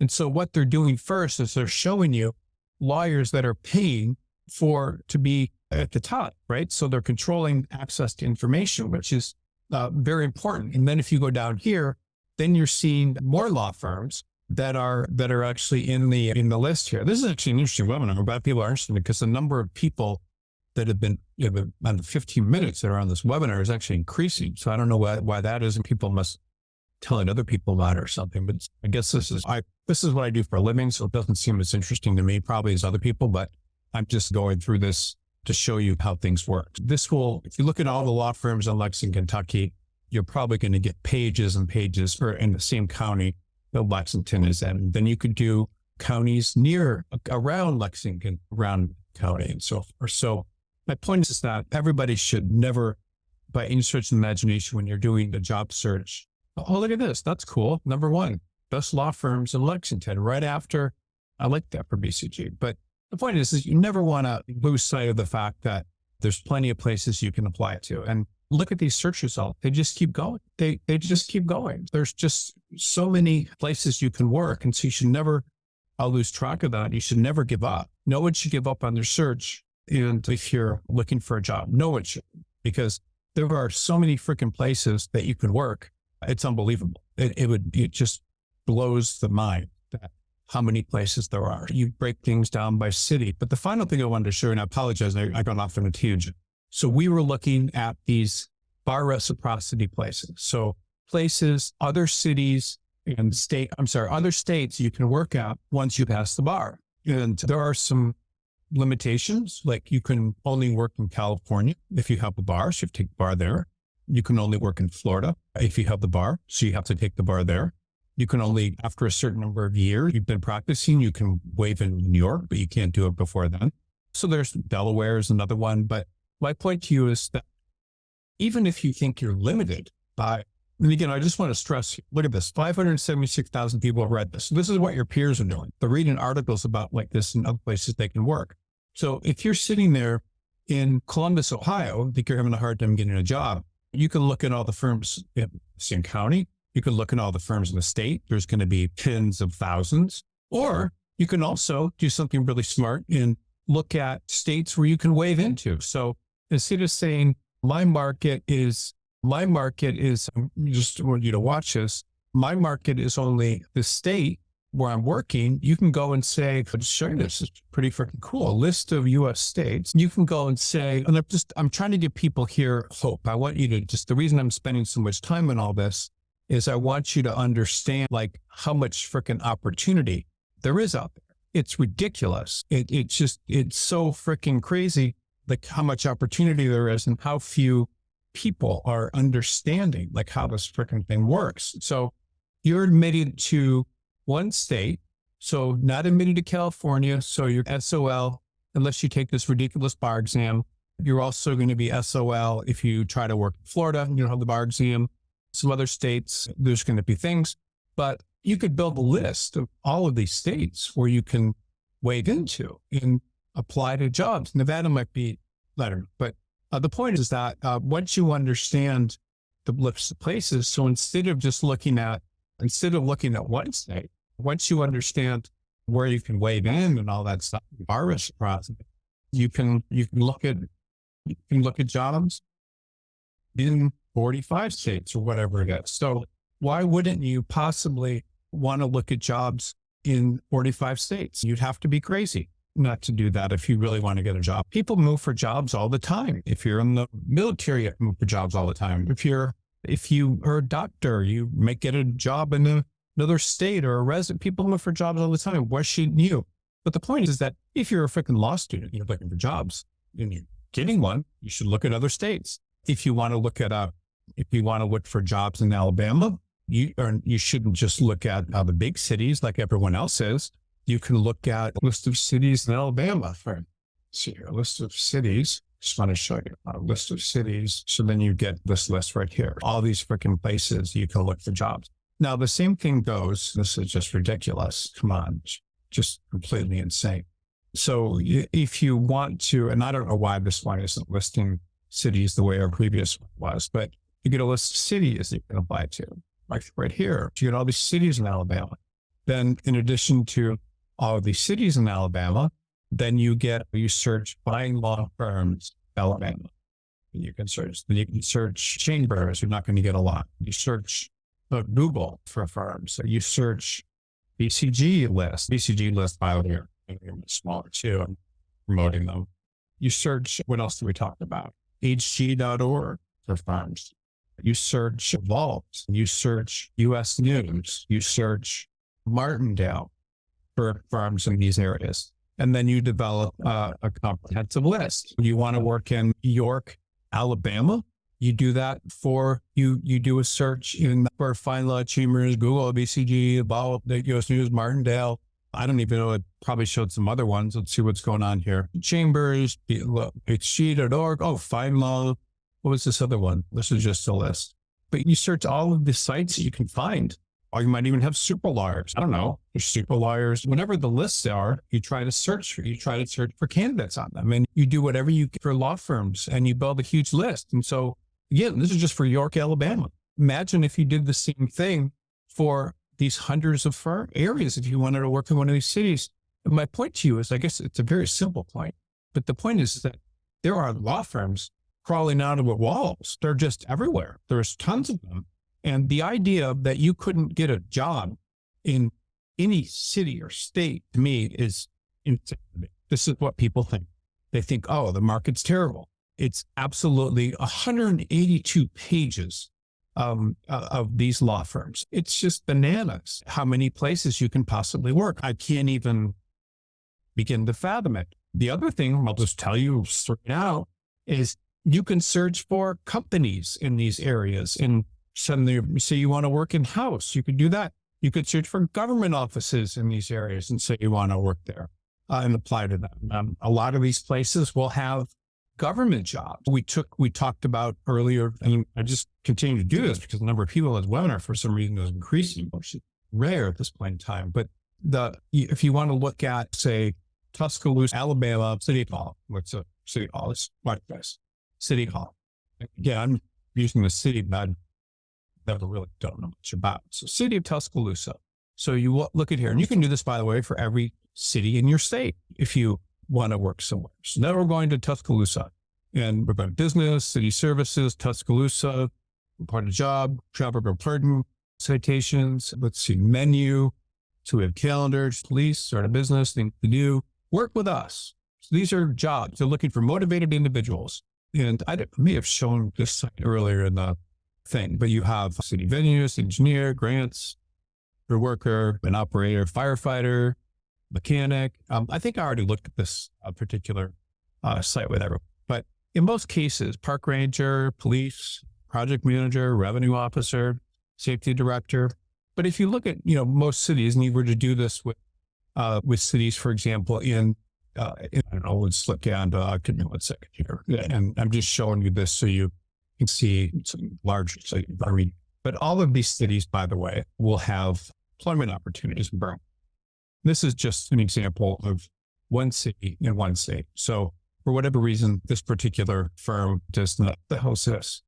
This particular, it doesn't look like this for whatever reason. These people are not hiring at the moment. Let's see here. Personal or the hell is this? No, not right. 1 second.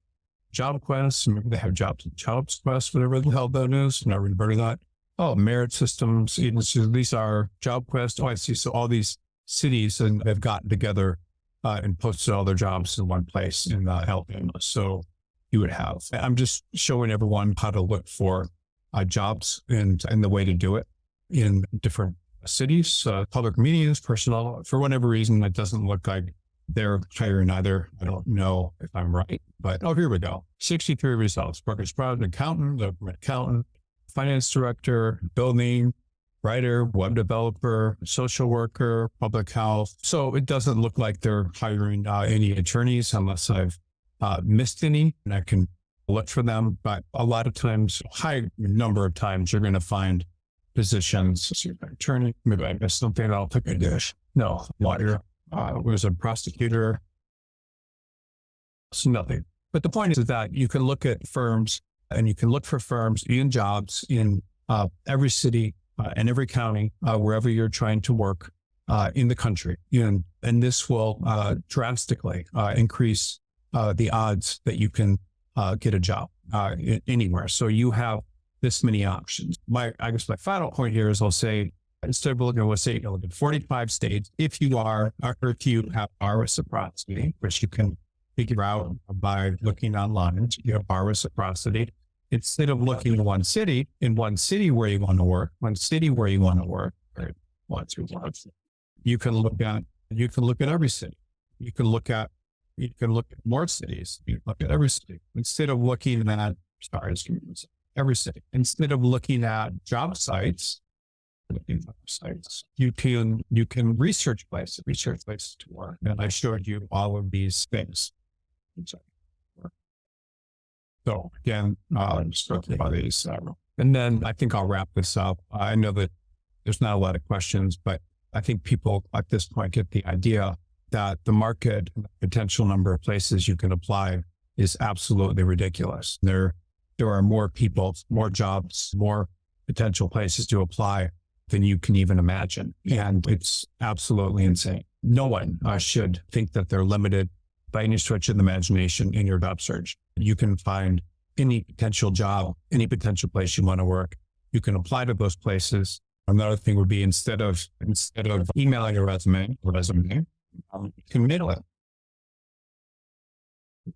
Instead of waiting to hear, all these different things you can do to increase the number of places you get jobs. And that's my only goal for everyone here is I want you to get a position. I realize that most people will not be able to get positions using Indeed or whatever it is. And even if you do, you'll often be limited because, and I'll just explain that to you, you will get jobs that are often beneath your skill set. Because if you're applying to jobs that are at your skill set or above, when a job is advertised, they're going to get a ton of applications and you're never going to stick out. Also, when you apply to jobs on job sites, and that includes my job site, Wall Crossing, you will get jobs that may have been posted for 30, 60, 90 days, where the employer just has forgotten to take them down, or employers often hire from the first people that apply to jobs. And so what does that mean? That means that if you're an employer, if I open my email and I get 30 applications the first 2 days, I'm going to look at like those. And then I'm going to see like when I get past to 20, I'm going to see a couple of people I want to interview. And then maybe I'll go 25 and third, but I just don't want to get involved in checking 100 or 200 that come because I don't have the time. I don't have 2 hours to open all these resumes and print them. I just don't. So I will hire from the first people. Now I'm not saying that I do that because I don't want to look like a bad person, but this is what almost all HR people do. That not all of them, some of them have applicant tracking systems and so forth that are very sophisticated, but a lot of them do. You would too. And so you're often not going to get a job if you apply on job sites. Your odds are bad because you're competing with a lot of people. You only get the best jobs you get are when you apply to places that aren't receiving a lot of applications. And you do that by targeting and sending your resume to law firms. I talk about law firms, but you could do it with government offices, whatever. You do that by sending that cold, preferably mailing it to firms. And then you don't just do it in the city you're in. You could do it in your county, or you could do it in other cities outside your county and just target them all. And you research those firms on fine law, chambers, BCG, all these different things. You research them and then you find and you apply to them and you get jobs. This thing works. It doesn't matter where you went to law school. It doesn't matter what anybody is telling you.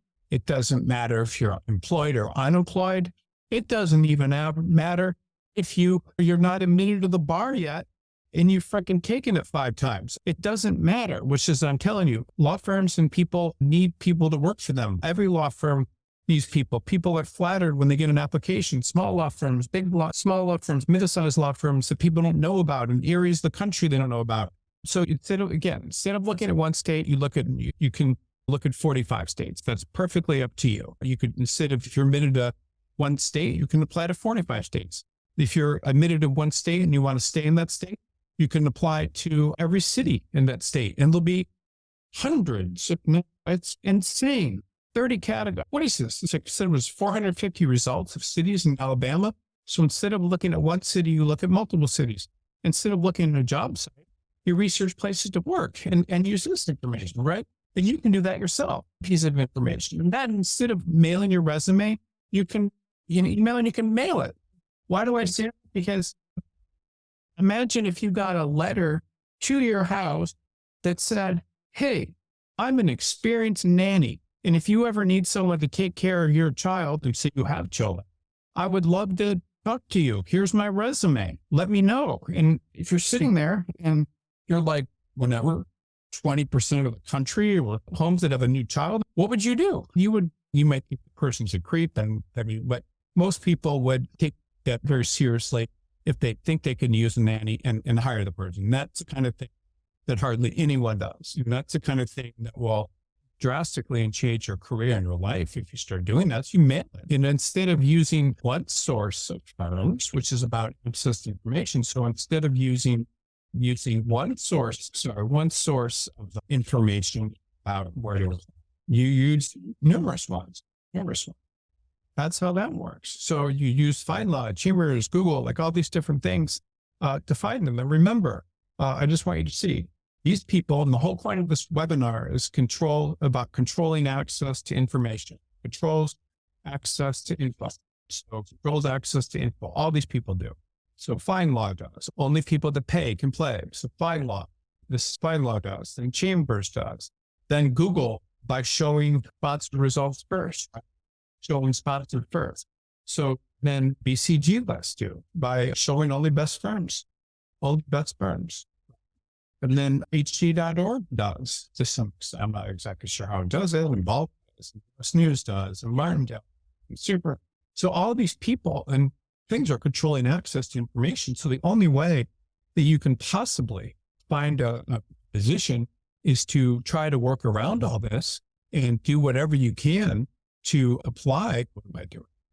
Do whatever you possibly can to go around all these, you look at Google, to go look at sponsored jobs, look at BCG lists to only sponsored jobs. And the biggest, I'm going to tell you this, the biggest violation, and this is I should have said, I could say recruiters, whatever. I don't want to attack career services offices or anything, because I know a lot of career service offices call me and hire me. The point is that anyone that's telling you where to apply, it's telling you where to apply, and what's it called? Apply is controlling access to.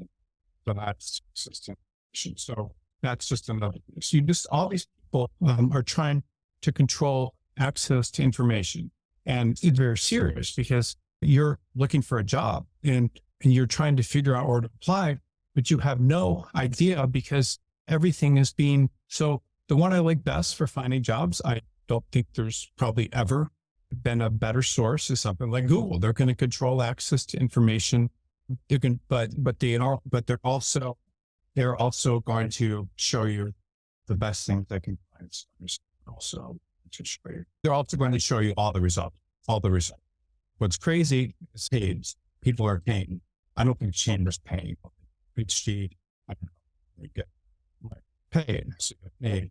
Then you have supervisors like, hey, sure, sue here. But all these things are controlling access to information. Your objective is to run around all this and to find firms and places that you can apply to that are controlling access to wherever you want to apply. And other sources would be your work controlling access to information.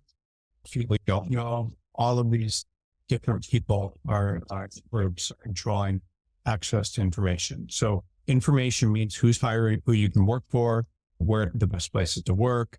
Their access would be cities you're applying to, like that knowledge. The job sites are and that's the worst. Paid job sites, these are absolutely worst, which are going to be, Indeed, all of these sites where people need to pay post jobs are really, and that's where most people are getting killed. They're relying on these sites that are filtering, only showing employers the best applicants. And it's crazy because the idea is they're looking for a, litigation job in New York City. You may get 500 plus applications.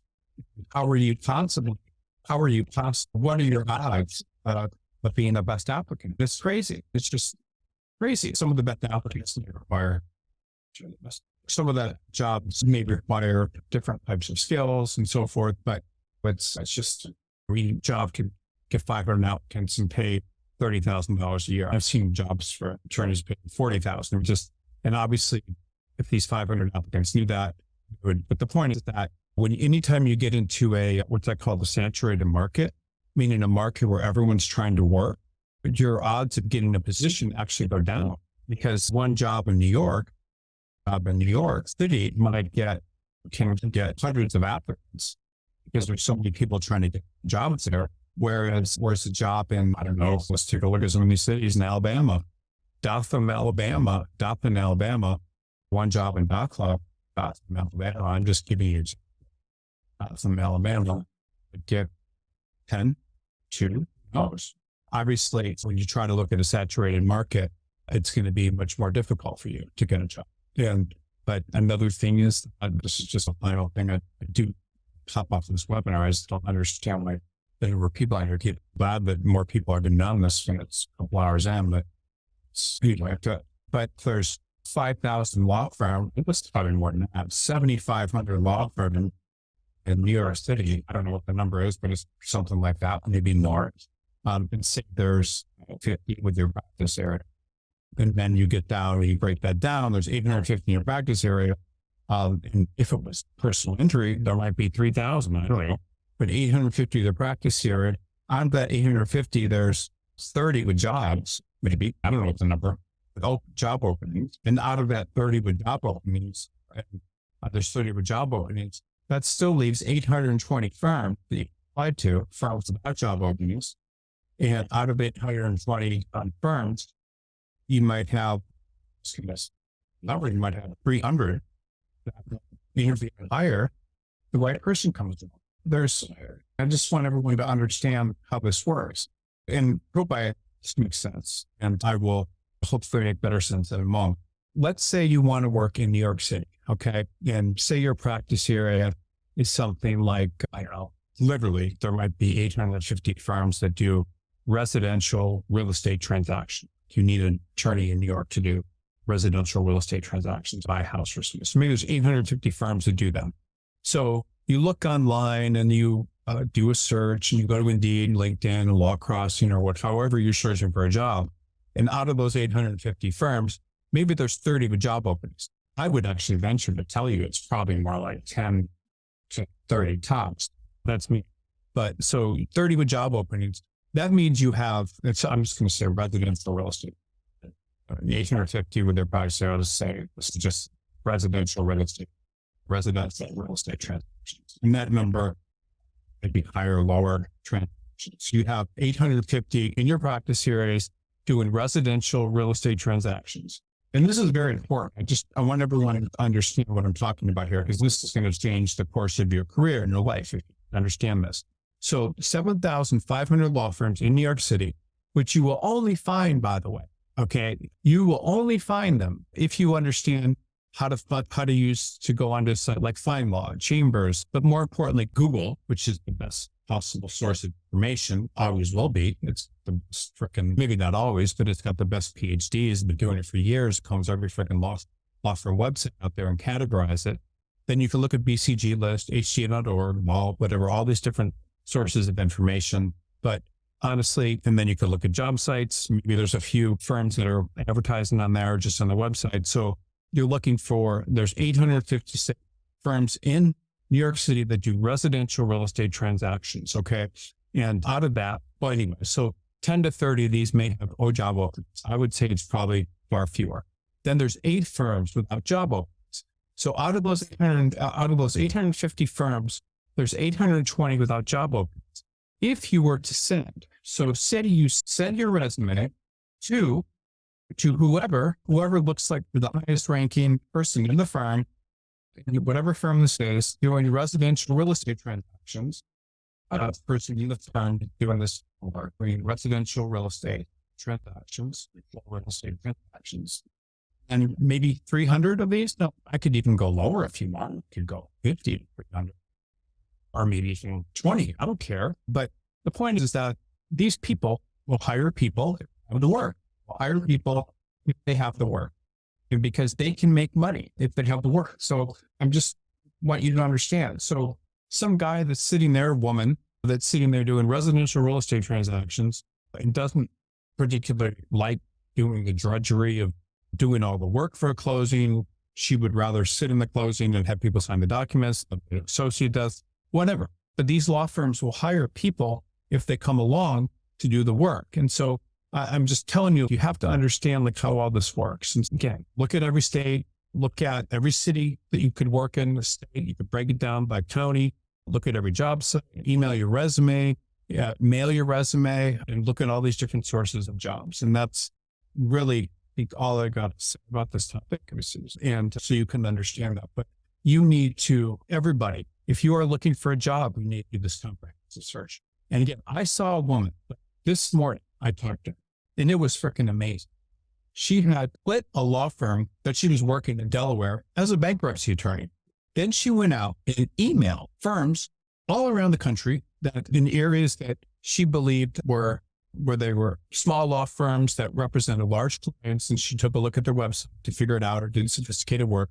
She emailed law firms, people that were in these law firms, and said, hey, I'm a Delaware attorney. I would love to do some work for you. Would you possibly consider hiring me as your attorney? Meaning she was going to these law firms as an attorney saying, I'll charge you $350 an hour for the work. You can charge your clients whatever. And all of a sudden, this woman has got this third-year attorney or something that's got like this $300,000 or $400,000 job, basically working for all these law firms, billing 1,000 hours a year at $350. And 1,000 hours is half the time that you would be working in a law firm. So I'm just telling you the power of all this stuff.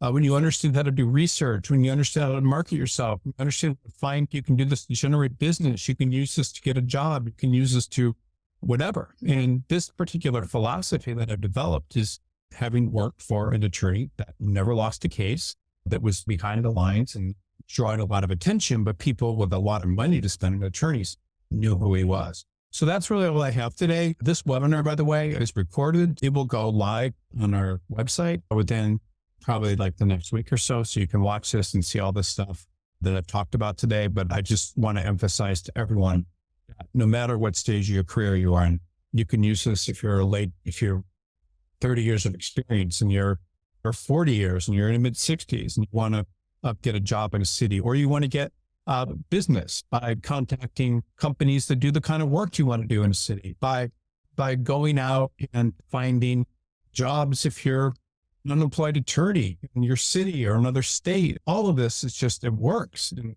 this is the most powerful way to improve your career, to get jobs, and to really to do whatever, to get business, to get jobs, to improve your career. And this is something anyone can do. No one is holding you back. You are completely in control of your career and your life, if you understand this.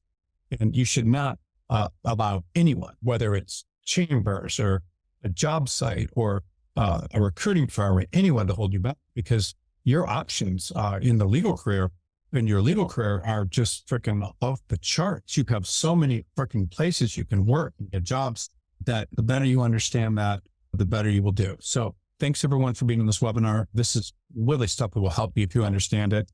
And hopefully we'll have a better topic next week. Even this one, and I apologize, this webinar actually had a bad name. It should have had a better name. So probably would have gotten a lot more people here if we'd done that. But I definitely appreciate everyone being here, and thank you.